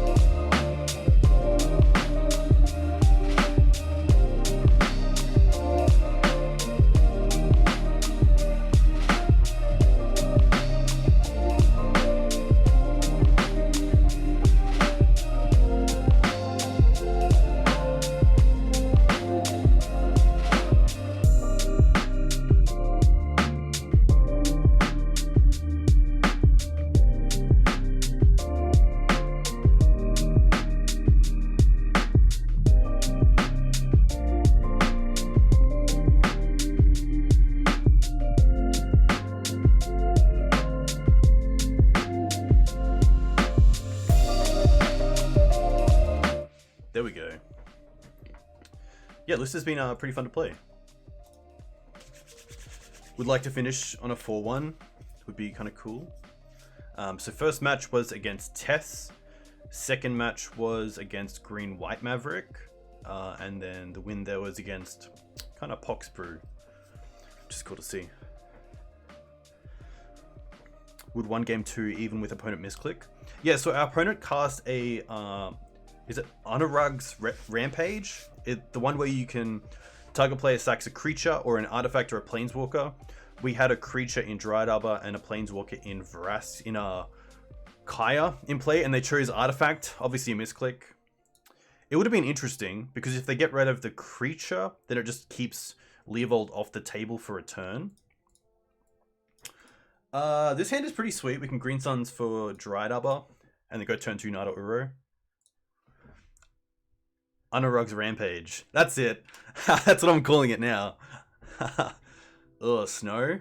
Get out. Get out. Alright. Oh, Oof's kind of cool. I'm just going to go for Bayou. I think I want to use the Verdant because the Windswept Heath can still get Tundra or Trop.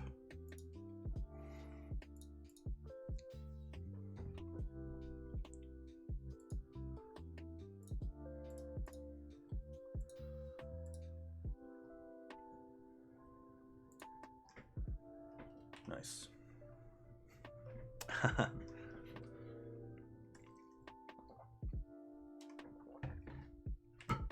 So I don't really want to decay this Astrolabe. I think decay is probably going to be hitting an Oko. Hopefully my opponent isn't playing back to basics in the main deck. That is a card that frightens me a lot. It has so far, but we'll see how it ends up.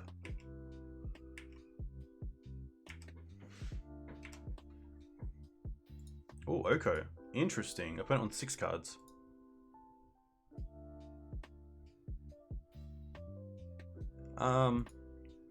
Oko's fine. I kind of like Knight here, just taking them off the Astrolabe, because currently they're only on 2 colors.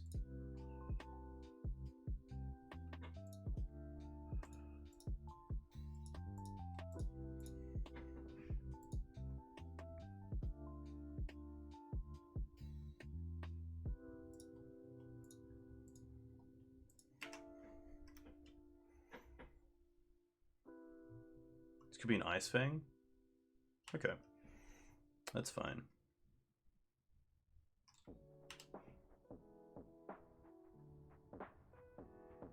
Pond is great. It means that Oko's not coming down this turn. There's probably some merit to actually fetching on the previous turn for a Tundra. So this turn I could cast Oko and also cast Wasteland if we drew it.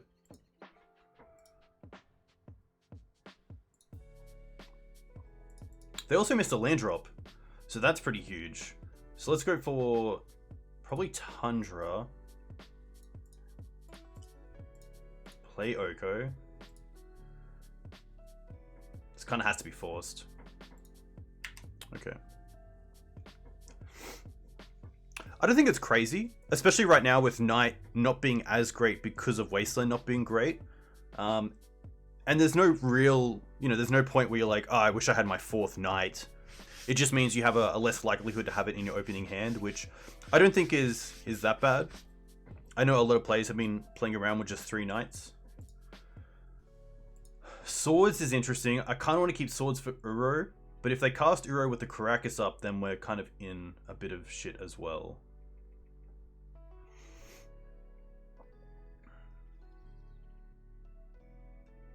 I do like applying pressure though, but we don't have a great out, so I'm just going to pass here. Yeah, I could see the drop to Wasteland as well to 3 because Ramanap gives you that out. Going after a mana, interesting. Of using our graveyard as a resource. Black, okay.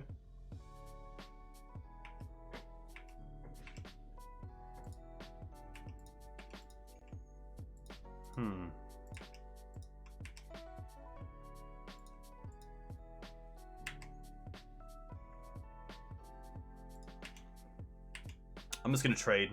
If they want to trade, that's fine. And now I'm pretty happy to play the Skoos.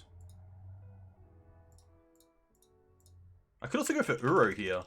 That's interesting. And draw a card.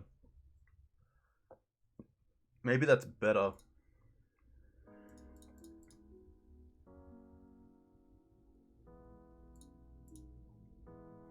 Because I think if I can get to casting 2 spells a turn, then I'll be pretty happy.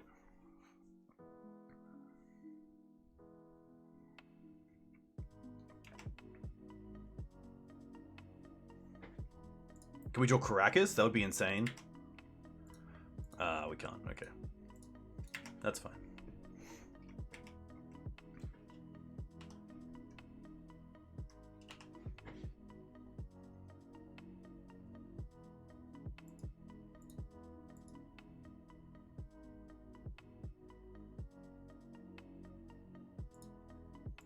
Alright. Oh, this is actually okay, because we have the Skoos open. Unless they have an answer here with the Polluted Delta. I'm gonna ponder, okay.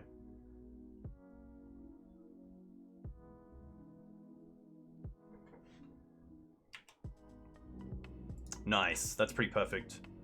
So let's go for Scavenging Ooze. Hopefully it comes down. Nice. And now I'm just gonna go for a basic here.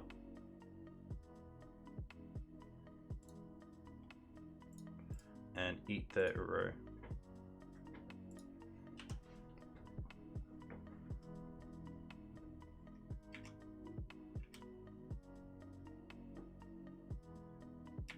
Swords is fine.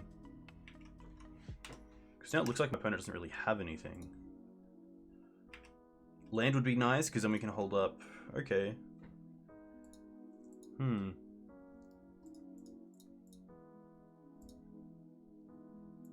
Knight and Noble. Maybe I should have played the Noble first, just in case they were playing main deck sack effects, but I think this is fine.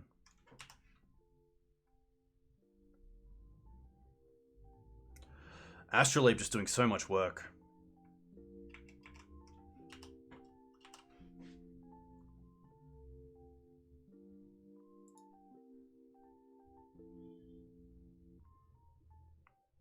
Pretty good. I wonder if they return it to their hand instead of actually putting it in the bin. No, okay.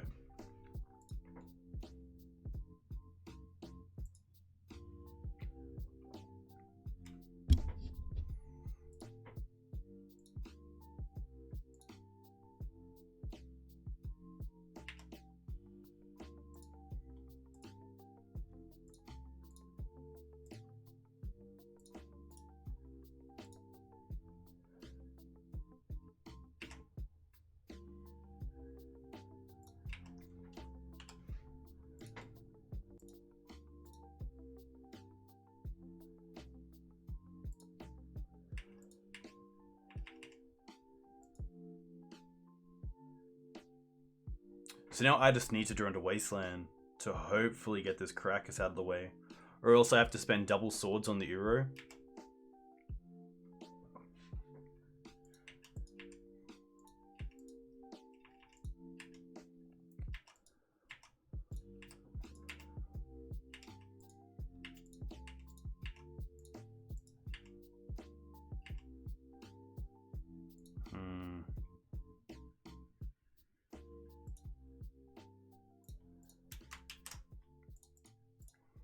Unfortunate, but I do have to start at least applying some amount of pressure.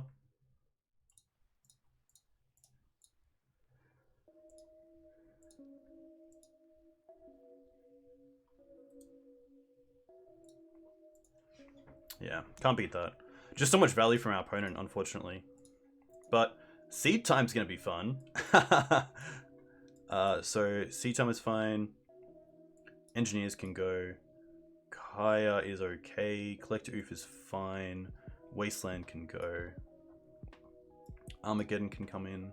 Force can come in. Seed time. One Knight can go. Knight of Autumn is fine. Oko and Uro are okay. Uro is interesting. I don't mind going down on a Noble as well, just to go down to 4. Maybe even 3 creatures. You cut all Knights? I might keep the 1, because they can still have openings where they have jewels. Kunaros is interesting. Meddling Mage, there's just too many targets. Vrask is obviously pretty good. Pajukabog is fine. I might see how this goes. Plague Agent is nice because it can deal with snakes without having to actually put a mana into it.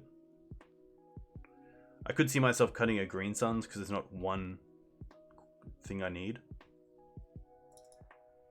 I might go down to 1. And then maybe just take out 1 bird and bring in a Plague. Something like this. I think I just need swords for the Uros. Like, it's just... I don't want all 4, but I kind of need them to make sure that I see it when I need it. This hand's pretty good. Turn 2 Library or turn 2 Kaya.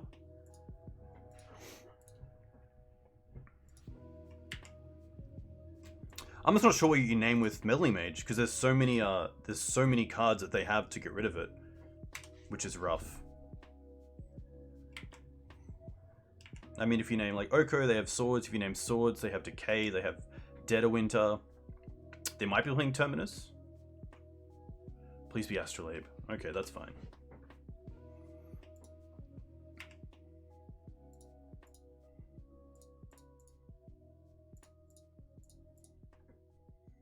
Nice.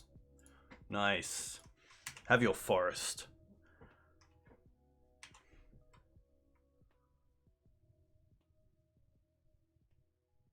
And I mean, if they spend a Decay on this Kaya, I'm pretty happy. Because then this Sylvan Library isn't getting hit. Nice. Oof.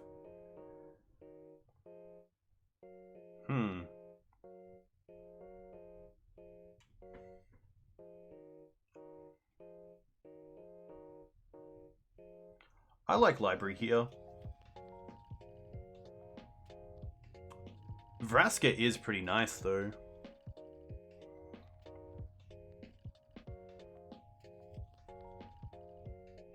Yeah, I think that Library is fine. Because then we still just get to like get a little bit of an attack in as well.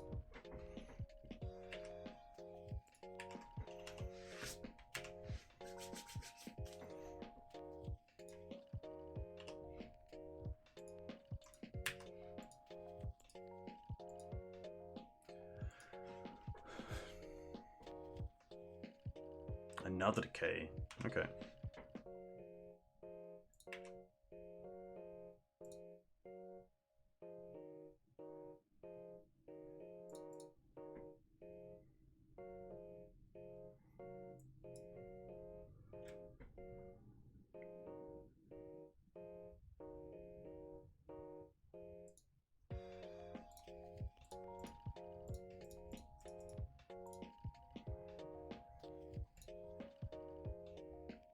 I'm probably going to sack the Noble Hierarch. I think the Noble's done enough for now. And then, is Bulk good enough here?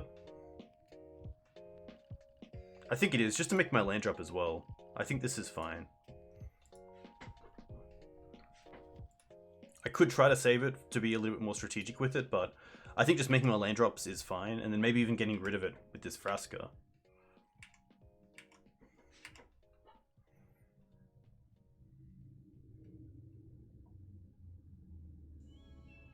Trophy?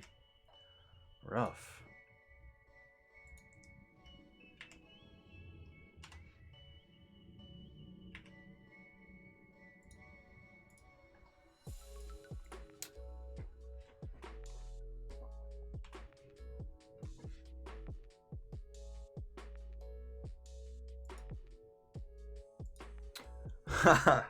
It's just so hard keeping up with Snow because of the amount of value they get.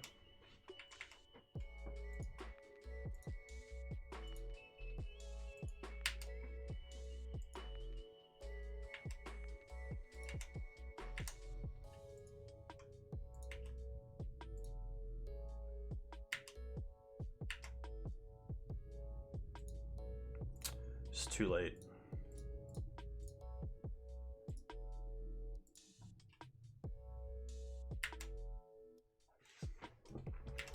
Yeah, they had the trophy for the Vraska, which was pretty huge. But having double decay was really rough, because I was kind of keen to keep either the Kaya or Sylvan Library, not lose both.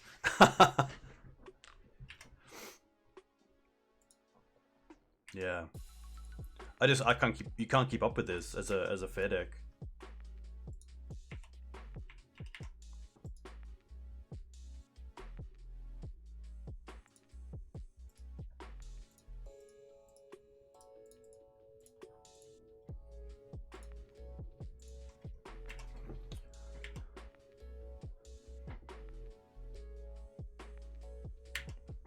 Pretty good.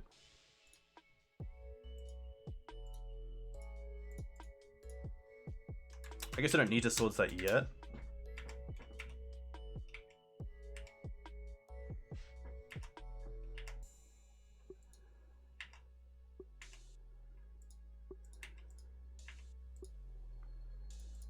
Get Triad Arbor.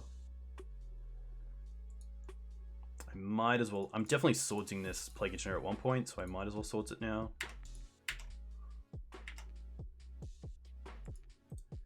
Yeah. Rough.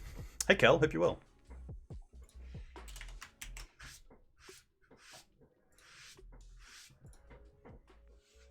Matchup so far. So we got up against Tess. We lost against Green-White Maverick. We got up against Pox, and then we lost to Snow. Thanks, Damo. Hopefully, hopefully go for some beers next weekend after the winter duel. That'll be sweet. Hopefully, Creole. I don't think Creole's open on Saturdays, but we'll definitely find a place after to have a few bevs. You're more than welcome to stay up here as well. Got a bed for you. But yeah, Snow's just tough with keeping up with the amount of value, because all the cards that you deal with, they usually draw a card off. I'm gonna keep this. It's a pretty lackluster hand, but an Uro with double Wasteland, hopefully we can just kind of get our opponent. I remember socializing. Yeah, thankfully we're pretty lucky here in Brisbane, although cases have started coming back. Yeah, plenty of Uro targets, which is nice. On the draw as well, which is nice for the first time this match, or this league.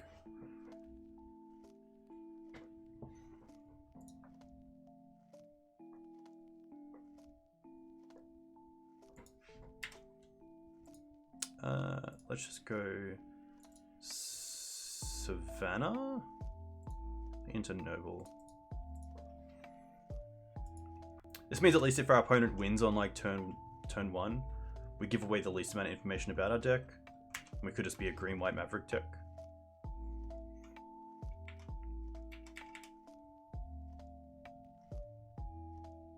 Delta. Okay. Thalia. I kind of like Thalia against the Delta.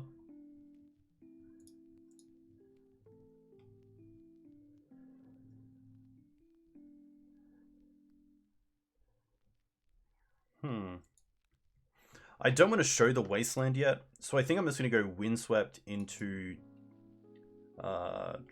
Tundra. Play Thalia. Because I think if we lose this game if we play the Uro and we're playing against the combo deck. So at least Thalia gives us some leeway. And then if it doesn't resolve, we can still attack with the Noble Hierarch. So we're going to force that. Pitching Force. Okay, that doesn't really tell us anything. That's fine.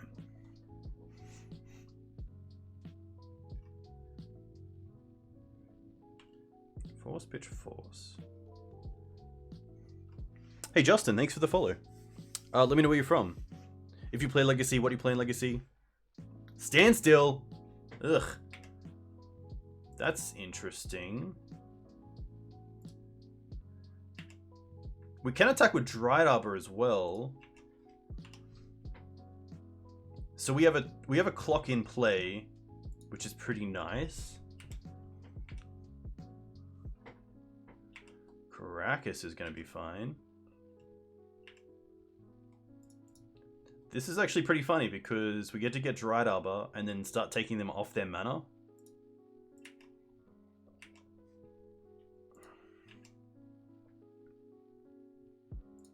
Chicago and a lot of everything, but lately I've been one of the people behind Turbo Mux. Yeah, Turbo Mux looks like a lot of fun. I will declare that.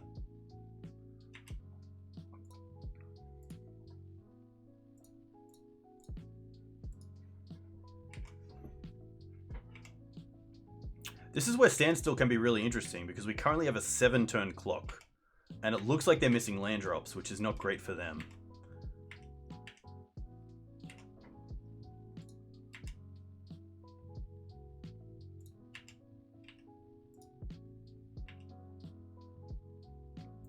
Yeah, I'm not sure either. Maybe they thought they could have just... Yeah, I'm not too sure what their plan was because it looks like they didn't even have like lands to just draw into a SharkStill. They're just missing lands here, which is kind of awful for them.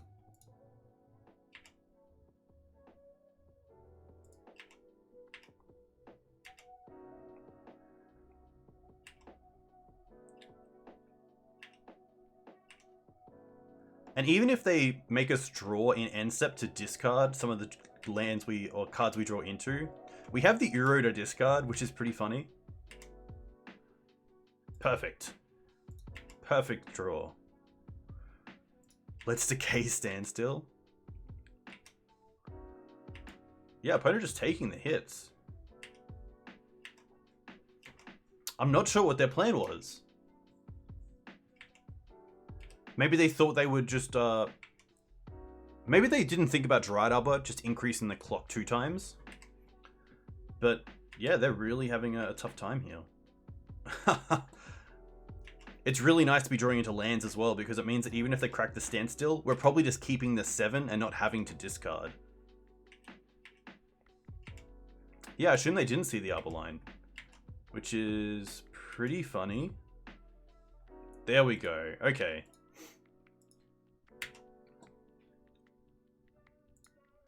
That feels nice.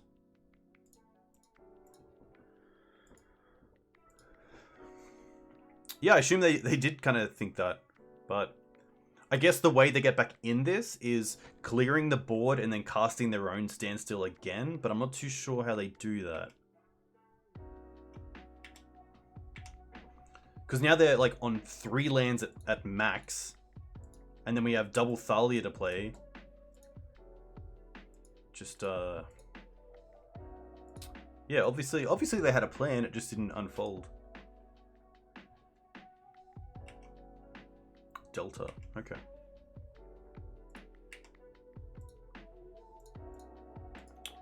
I'm gonna draw with this P land. Because if I draw Script Ranger, I want to play it. Double decay. Okay, let's go land. Let's start off with Thalia.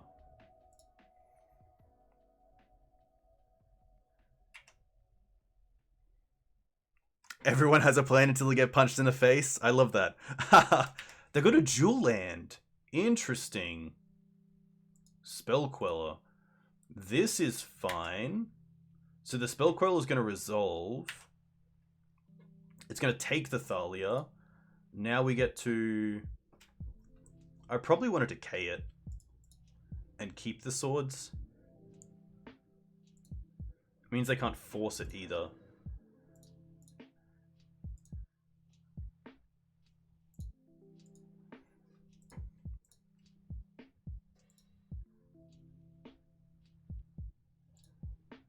Ah, they're going to daze to save the land. Interesting.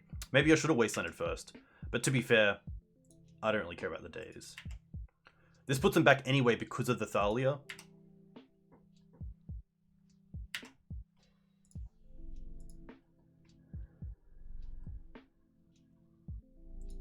They're going to force it. Pitching a daze. Alright. Let's play another one. And attack with Dried Arbor. Classic.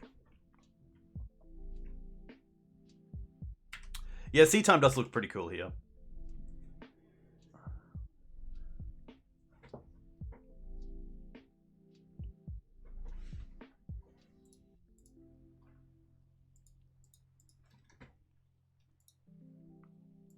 So we know they have a Tundra, but it doesn't do a whole lot.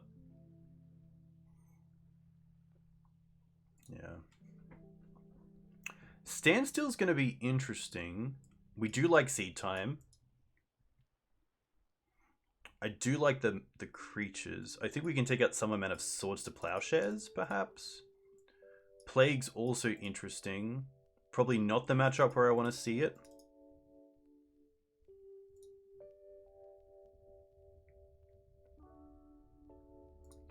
Yeah, Mage is interesting. Maybe like Swords to Plowshares.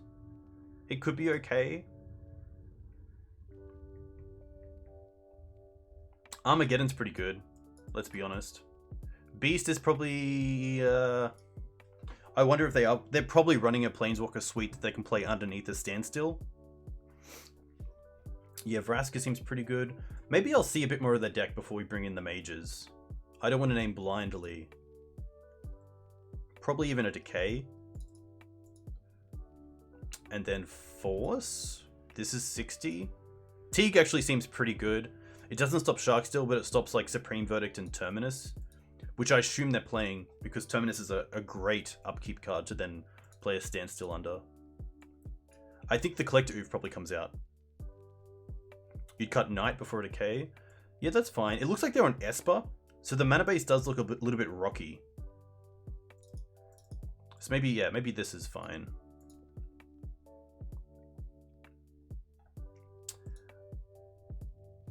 McGaw, kind of, yeah. More just, yeah. Armageddon's pretty nice because it's a great way to target basic mana bases. I might even drop one Wasteland. And just bring in a mage. Because I'm sure there's going to be a spot where I can name something. Especially with this deck going a little bit grindy. Yes. We have Seed Time. I'm keeping this. Flooded Strand. Okay.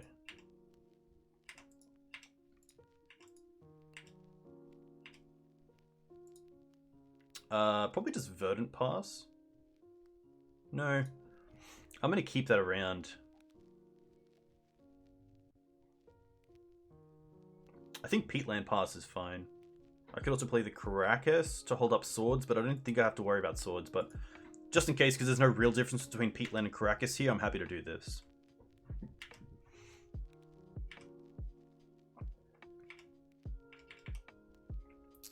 The funny thing is that if we do get to play... Okay, that's fine.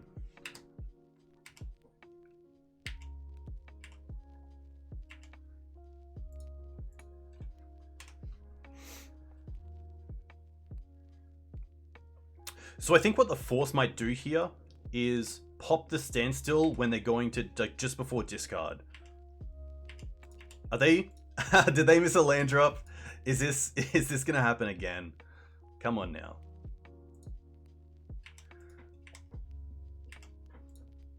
Land, nice.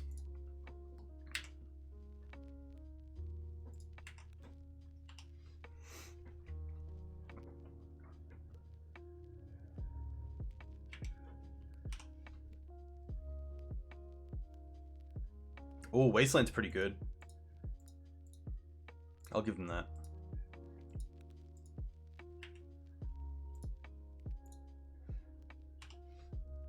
But they're missing land drops.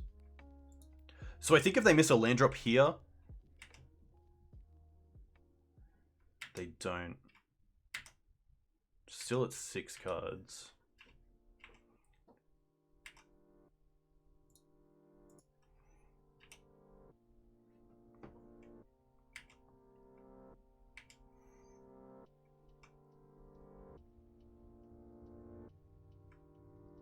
Oh, what are they doing? SharkStill? Shark Typhoon 1-1. I wonder if I seed time now. Probably not, because this is a cycle, isn't it? Yeah, they're not actually casting it. Okay. That's fine.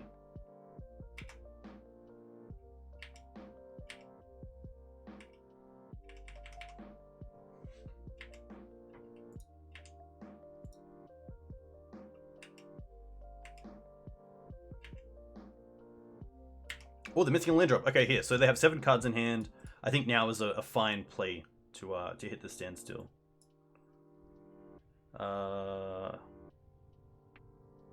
Probably want a Tundra. Actually, I want to drop.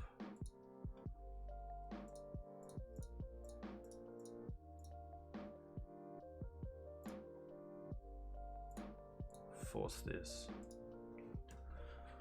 Which will crack it. And now they have to draw 3, discard 3 pretty much, unless they like play like a spell queller just for the body's sake.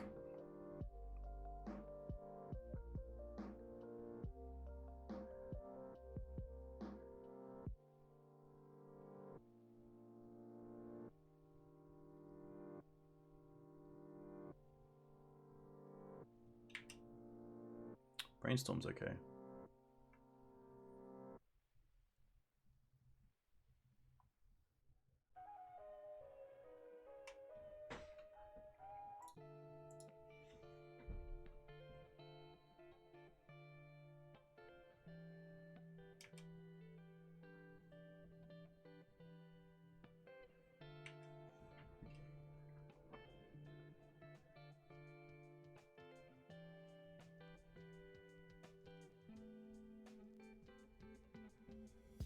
I think next play we're playing the Thalia and holding up seed time.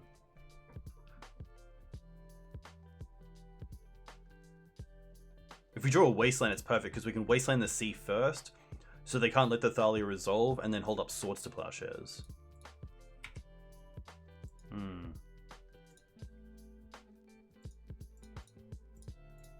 Cast Thalia first. It's going to resolve. Okay. Well, now I'm probably pretty happy just to play the Knight.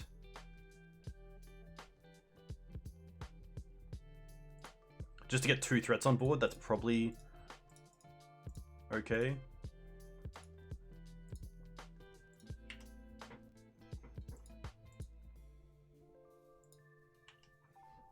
They might have Terminus, but I'd rather play around them having removal spell for 1 creature and then standstill again.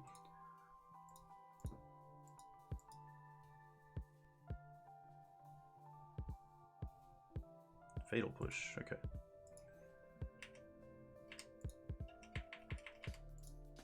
Okay, interesting.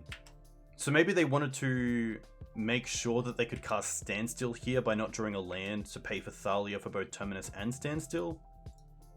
Or just play a 3-drop. Because there's no other reason to do it. Interesting. Maybe they want to hold up Spell Queller in our turn?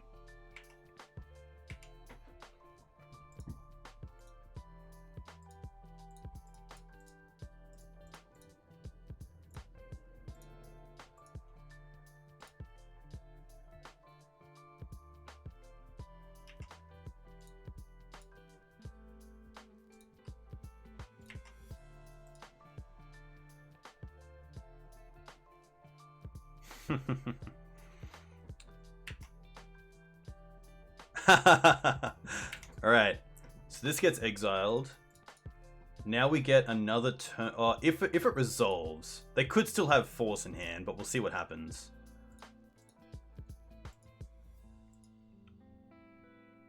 Ah! Nice. Nice. So now we get to untap, Swords the Spell Queller, the Questing Beast comes back in with haste, and we get to start attacking them, which is just pretty perfect. Insane.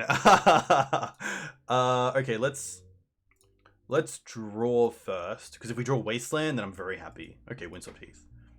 Alright, let's start off with Swords on Queller.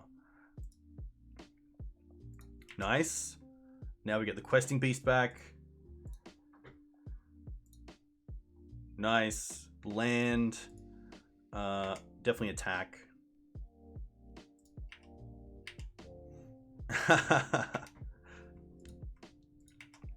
And I'm gonna play the birds out. I can play birds, hold up decay, and also Caracas, so that's pretty nice.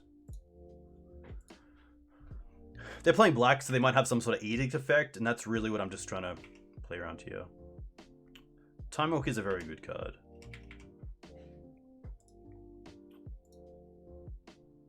Oh, they have their own Caracas.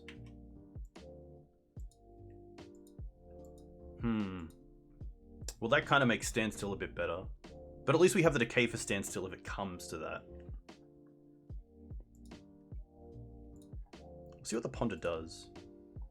It shows not to shuffle with the Ponder. Okay. Huh.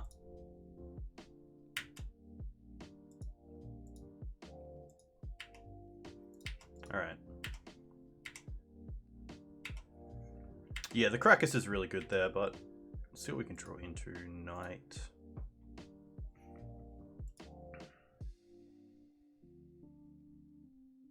Yeah, I think now we just wait as well.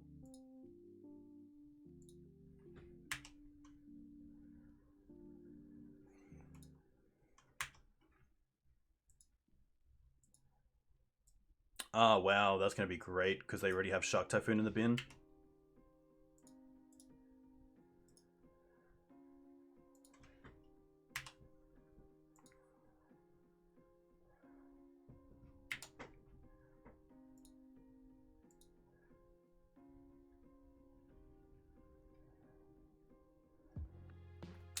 Yeah, I do have to break it. I think I will do it in their end step.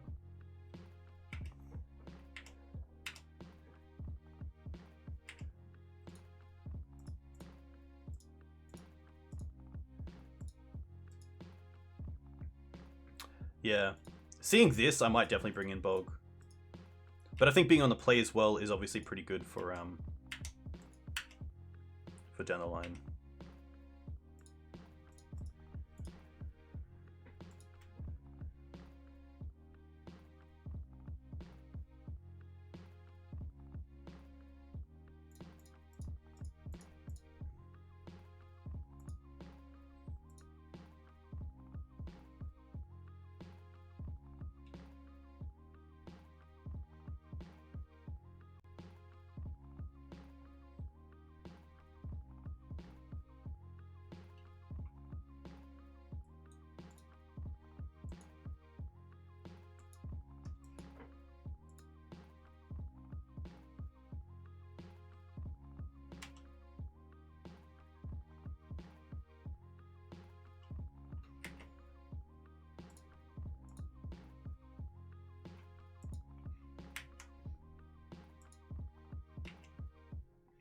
So probably just return Thalia here with Caracas.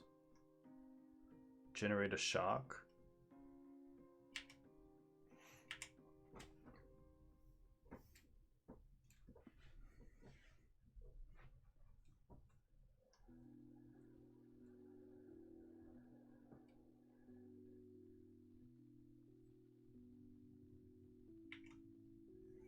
It's not a tutor. Inline tutor, interesting. I guess that makes sense because they can just get another SharkStill if they want it, or something else like a Standstill.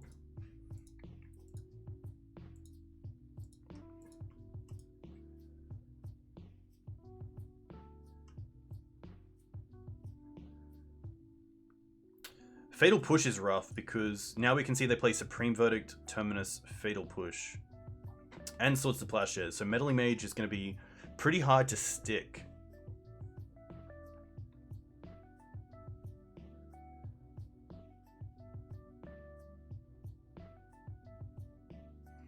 Script Ranger seems pretty fantastic because it has Pro Blue, so it blocks the shark and also attacks, so you can untap it every turn. Moat. Okay.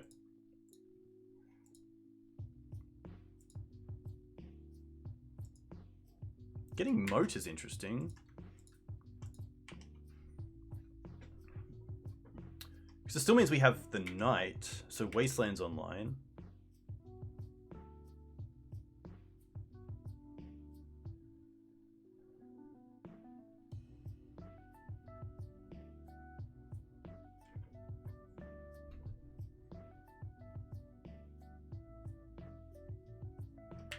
Moat's fine.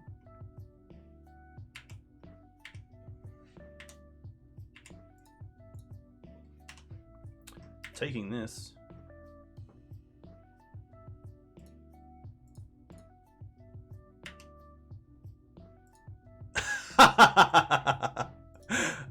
Classic.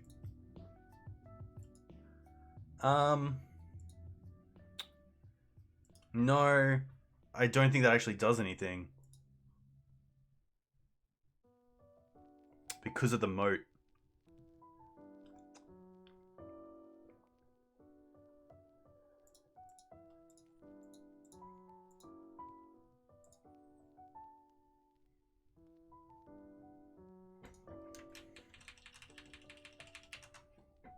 Yeah, let's okay, let's start with Knight. Let's start with drawing a card off Pete. Oh, Peatland's in the bin already. Rough. Oh.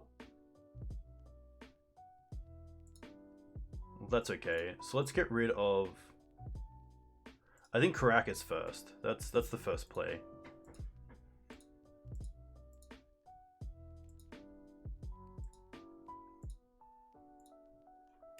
Okay.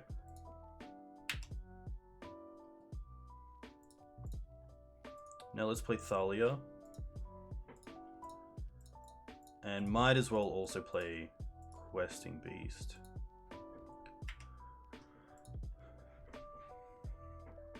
No Pride Mage, but we've got Knight of Autumn.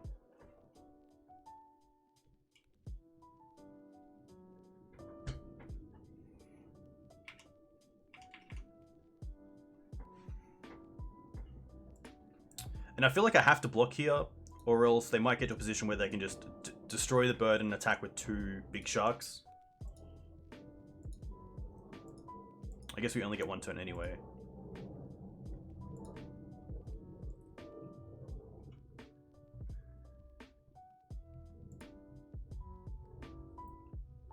Maybe they run Zealous Persecution. What's this going to be?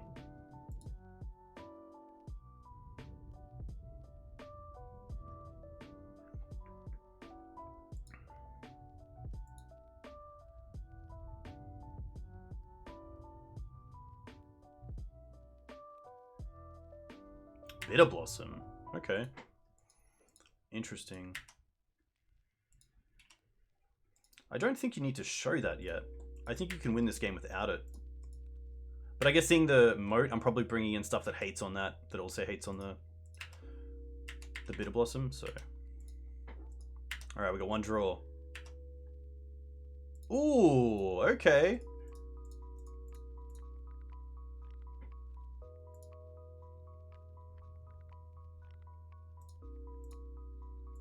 Well, they have 3 cards in hand. I assume they have something for this, so game 3 should be pretty fun.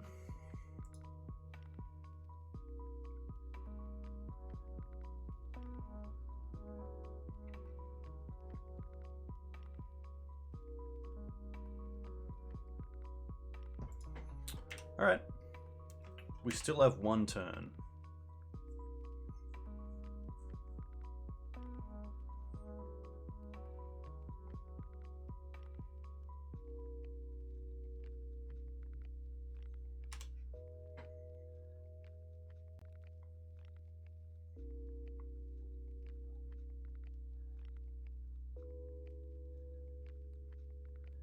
Hmm.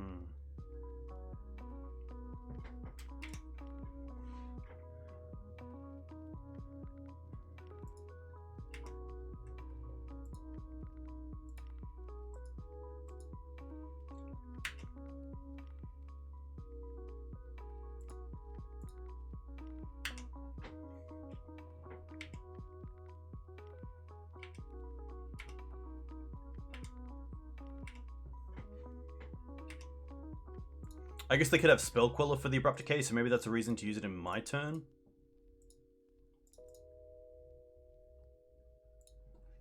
Especially if the standstill, they get to draw it.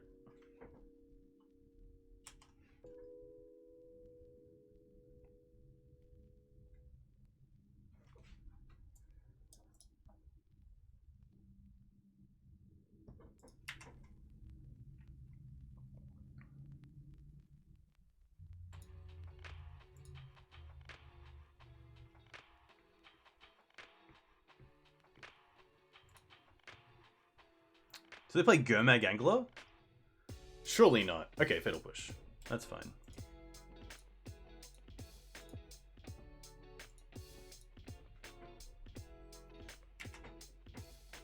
Ah, a little bit too late. I guess we have time. We can maybe see a little bit more from their deck.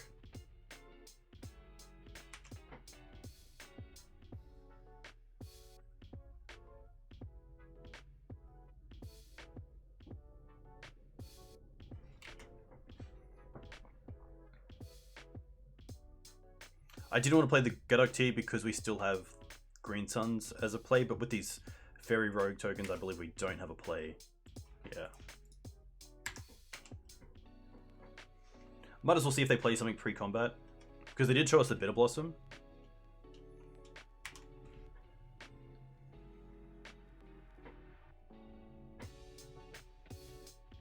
Alright. So do we board differently?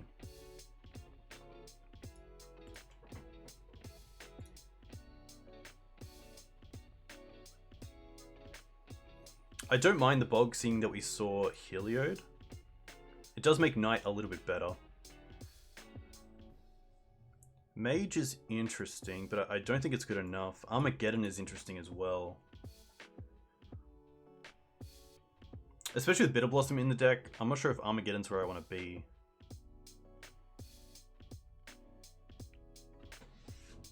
Yeah, Moat is not a card you often see in player. Yeah, I think I like Engineer.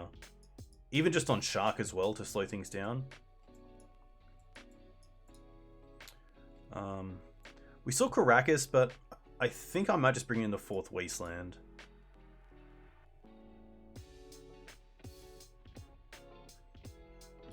I'm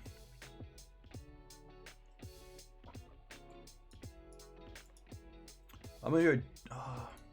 it's tough. I kind of want to cut on my early mana acceleration. But they're just so good if they plan to have an early standstill.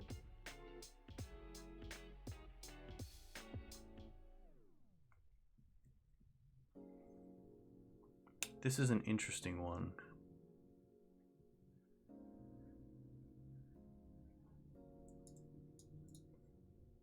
Maybe I don't need the bog. Yeah, I might go down 1 Noble, down 1 Knight. I don't think bog is that great. I think we have so many good answers to the Hall of Heliod, and also Scavenging Ooze to interact with their graveyard, and also Kaya, so I think this is fine.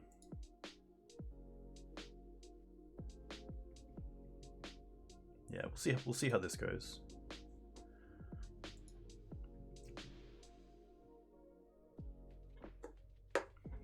Would love to play first, and this hand is fine.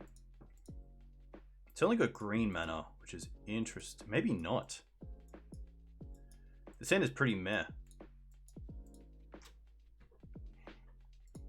So we have turn 1 Noble Hierarch, Dried Upper in hand. Turn 2 we play Wasteland, Green Suns for 2.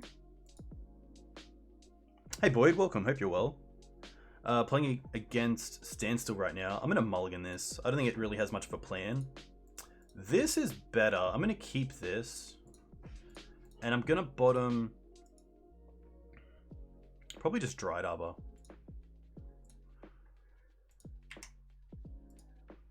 Let's go for Bayou Pass.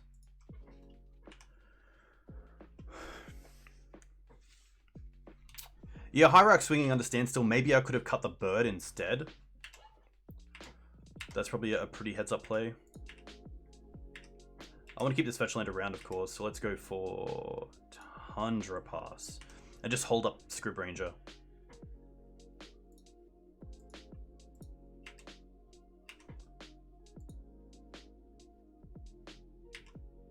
Meddling Mage, me likey. Yeah, so now I really like... Unless they have a force, it's a little bit rough, but... One time, no force. Oh! Nice. Scrib Ranger really nice, because the pro blue means that it's going to be able to attack under the standstill and also into sharks pretty well. Haha. Mishra's Factory, interesting. I'm gonna fetch for Dried Arbor anyway, because if we draw to Wasteland, it's just so good. Swords. This is a standstill deck with Shark Typhoon. I haven't seen Myth Realized yet.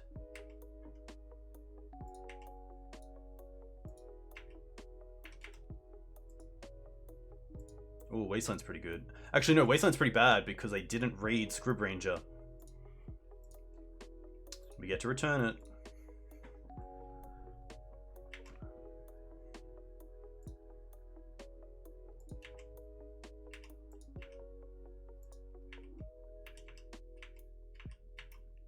Yeah, it's always nice when they don't read Scrib Ranger. But they did miss a lot. They played the Wasteland, okay.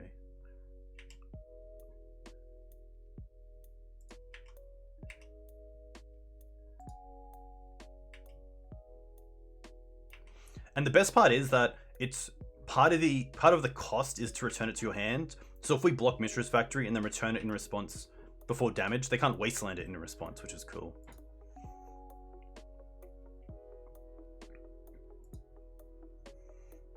Scrib has 1/10 of the text of Questing Beast and feels like it has more abilities. Yeah, it's pretty nice.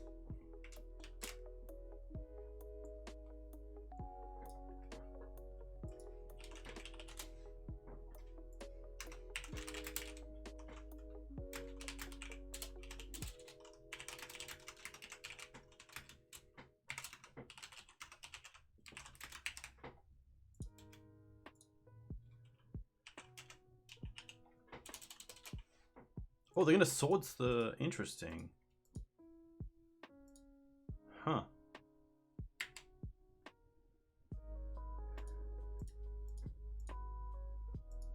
Okay.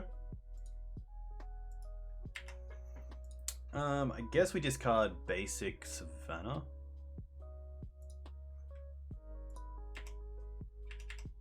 Probably means they have another standstill.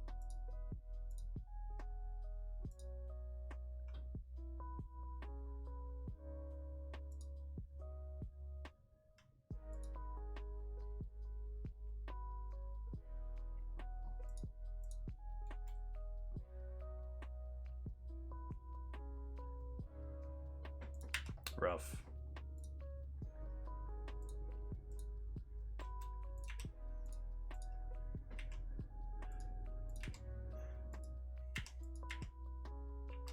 That is Hall of the Heliod. Hall of Heliod's Generosity. So they get to get back Standstills and Shark Typhoons. Oh, I might actually swords this here. Because I'm gonna play the Oko next turn anyway.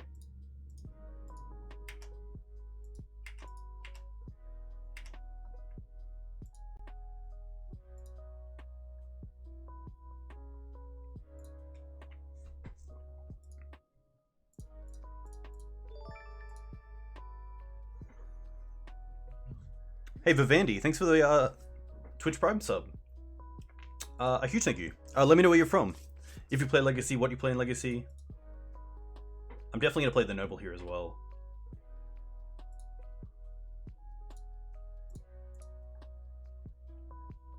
And then just pass.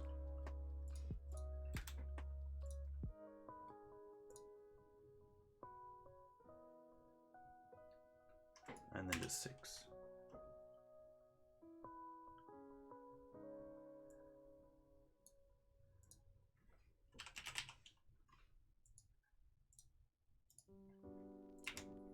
Pond is okay. I wonder if they have like Council's Judgment for the Oko. I don't believe they run Pyroblast. Foiling out 4-color Maverick? Very cool. I would love to see it once you're finished. I have green, white, black done, but I don't have 4-color. Rest in peace. That's gonna be fine.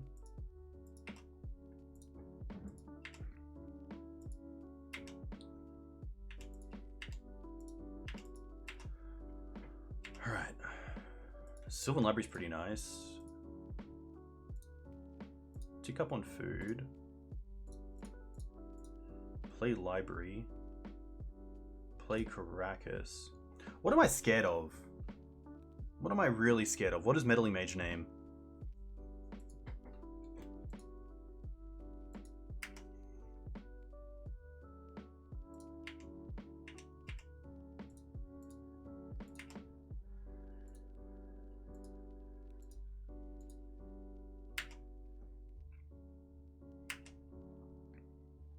What did they do with the Ponder? Chose not to shuffle. Yeah, maybe Supreme Verdict is fine. Oh, sorry, Terminus. I don't think I'm scared of Standstill because of our board, so I think here Terminus is what does it, because they could Terminus and then cast Standstill, but then we still have the Oko. Yeah.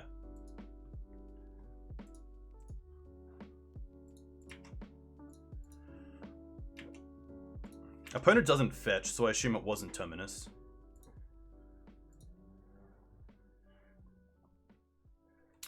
Yeah, it only hurts Knight. So I'm not sure if they're playing like Energy Flux as well, or Helm of Obedience. I assume not. I assume they maybe... it also hurts Uro. Not Energy Flux, Energy Field, sorry. Yeah, we've got the Decay, which is really nice.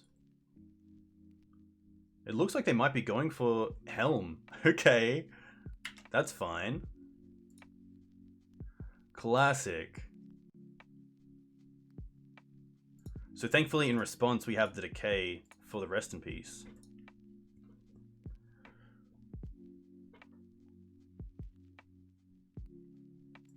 Nice. Oh, they get a Knight? That's pretty cool. I guess we can trade... If we draw a Wasteland, we could trade the Dryad Arbor. I guess we get to see at the top. Oh, Swords is pretty nice.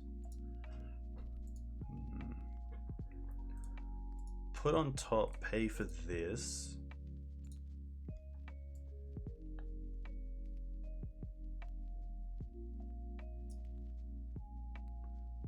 I could give him a 3/3. I think what I might do is tap the Dryad Arbor for mana.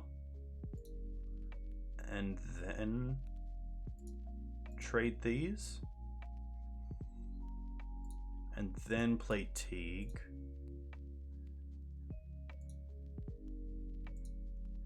And now swing for 5.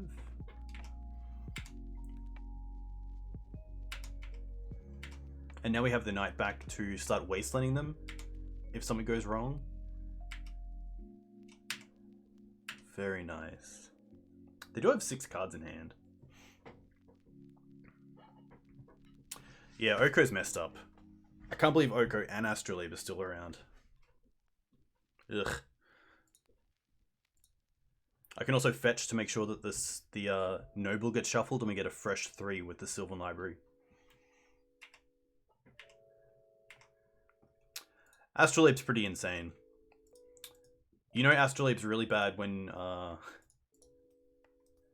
your opponent has like Island and they cast Abrupt Decay in your end step. That's when it's rough. Do I want to Swords the Dryad Arbor here? I think I do. Just to get rid of it as a blocker. I don't know that I'm drawing into... Actually, if I draw into Wasteland, I can save the swords, so... We'll see what we draw off the Sylvan Library first.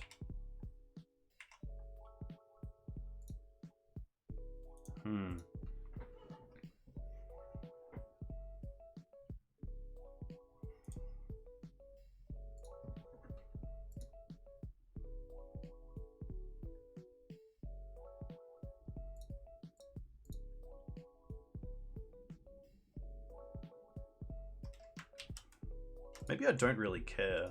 Maybe I'm happy just to attack first and see what happens. Because it's only a 1/1.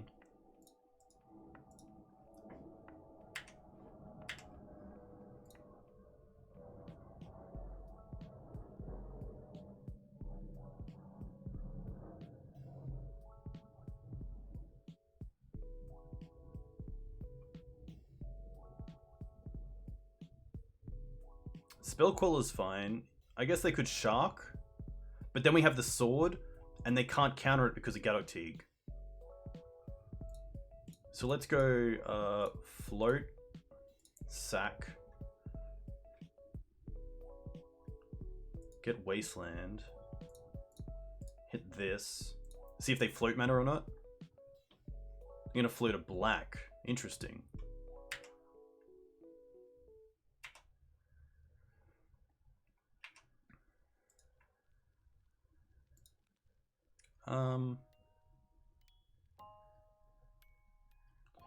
I'm gonna see what they do with this black mana before we use our white source. They're not gonna do anything.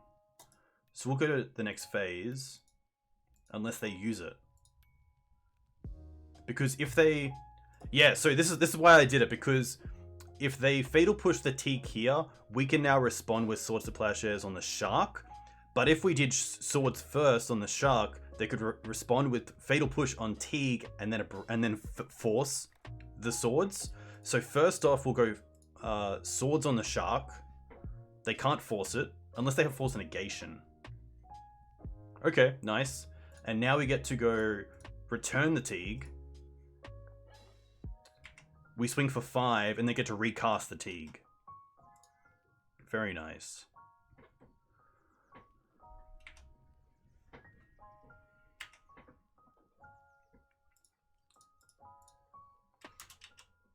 Very nice.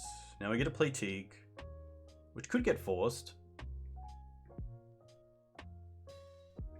Would put him down to 3, which means that if we create a food, we then have lethal on the swing back. Making you sweat. Create a food and just pass. Nice.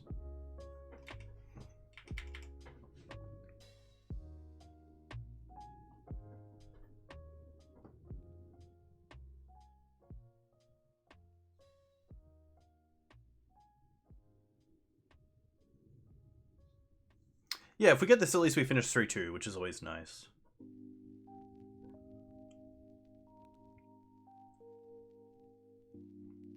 Put it on 6 cards.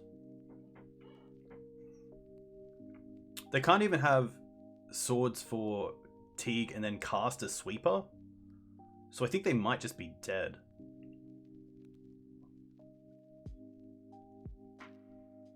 Especially seeing that the Another Reliquary deals with the Dryad Arbor.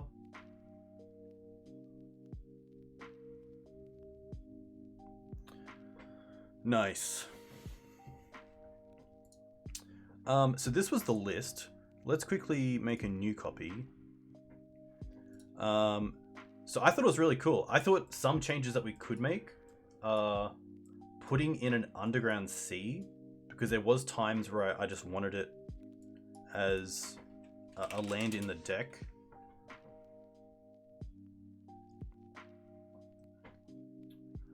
Underground.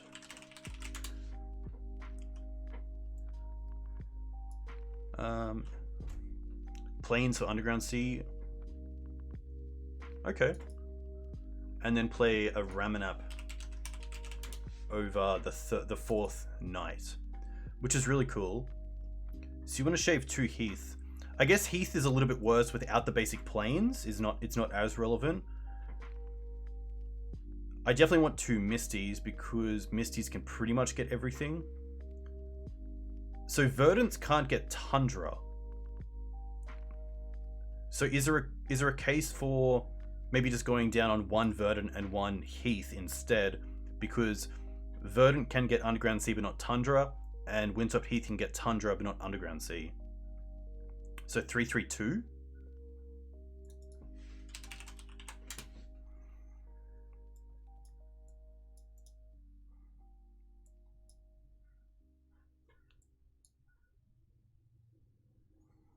Because then, yeah, which is nice, because then we have access to pretty much all our colors. We still have a basic, which is nice. Yeah, I thought the board was really nice as well. There wasn't anything that I was really missing. And like, although Meddling Mage wasn't the greatest today, I think there's still a lot of metagames and decks that are still in the metagame that Meddling Mage is great against. And it does hit help combo. I think there is like a lot of game against Snow as well. Why not 4 Misty? I think because Misty doesn't grab... What does Misty not grab? Tundra. Yeah. Oh, it doesn't get Tundra. Oh, it does get Tundra. It doesn't get Scrubland. There we go. There's always one. Hey, Furicell, thanks for the follow. Let me know where you're from. If you play Legacy, what you play in Legacy. But yeah, I thought the rest of the shell was really nice. Beast is still a great Green Sun's target. Knight of Autumn's really nice because you're dealing with something and then still having the creature around. Ramanap seems great, especially for Uro to make sure we can get on that double green play.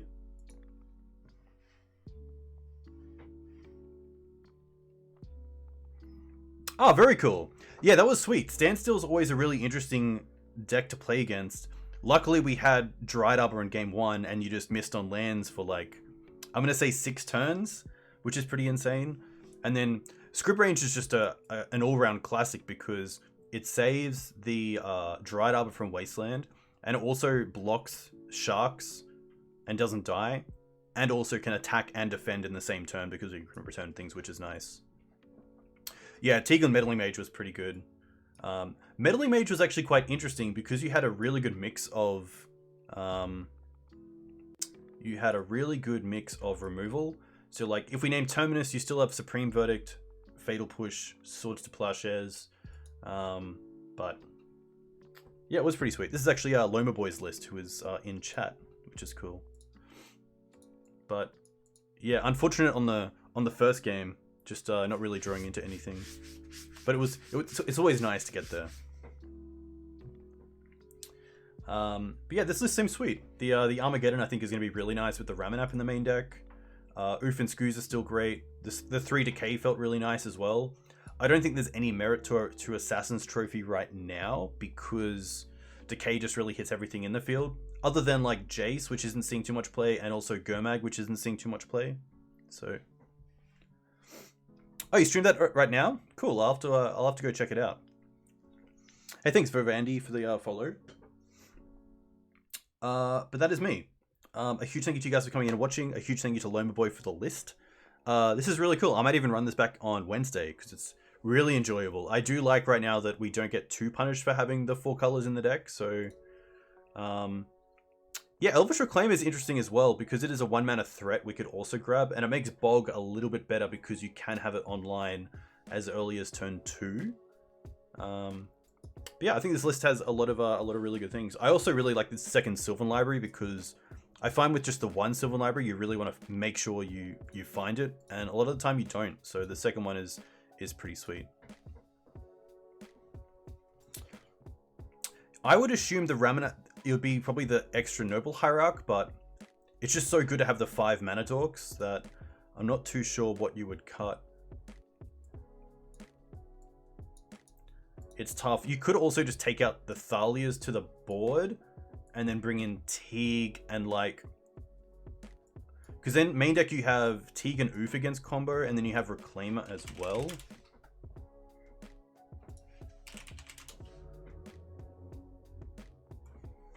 But that's tough. I think there's... yeah.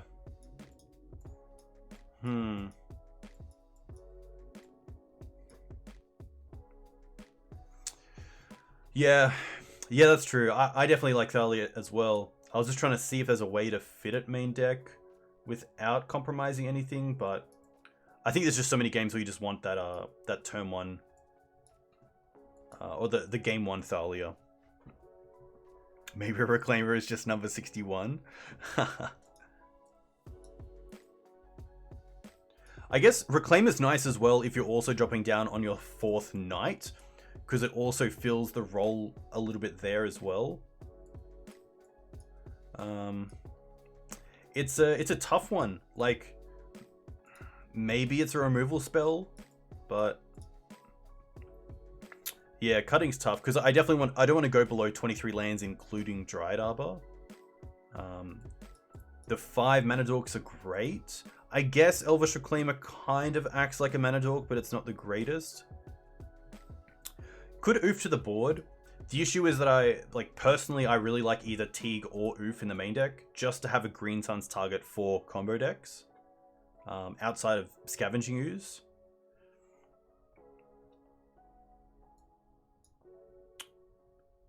You could potentially go down to 2 Thalias, but then you're not going to see it as much as usual. Yeah, it's a tough one. It's a really tough one to try to find space for it. Yeah. For now, this is a 60 that I really like. I think this is pretty good.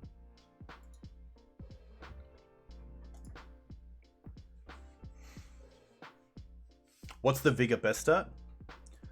Definitely Moon decks, which haven't been seeing too much play. I also like it against lands and 4-color loam.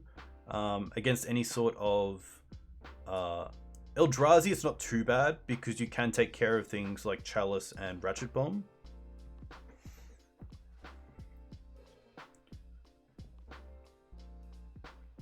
Yeah, it is always nice as well to be able to tap out with Maverick and then also have something that you can cast at instant speed and interact with your opponent even though you're tapped out, which is nice. And even as a 1-for-1, it's not too bad because usually what you're destroying is going to be a lot detrimental to you than going down on just, you know, 1 card.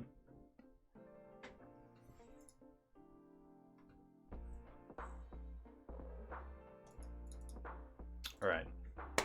That's me. A huge thank you to you guys who followed and subbed and resubbed. A huge thank you. To Connor, thank you very much for the list. And to you guys for coming in. Rain, always a pleasure to see you. I will be back on Wednesday night, most likely with the same list, to see how it goes. I'm going to quickly see who else is streaming and we can send a raid their way. I think the Legacy Pit usually streams near us. Yeah, I'm going to send you guys over to the Legacy Pit.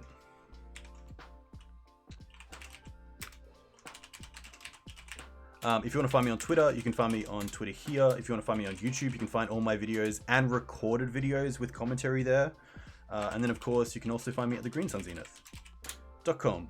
A huge thank you. Enjoy your weekends. Stay safe. Hope you're all well. Thank you again. See you next time. Thanks.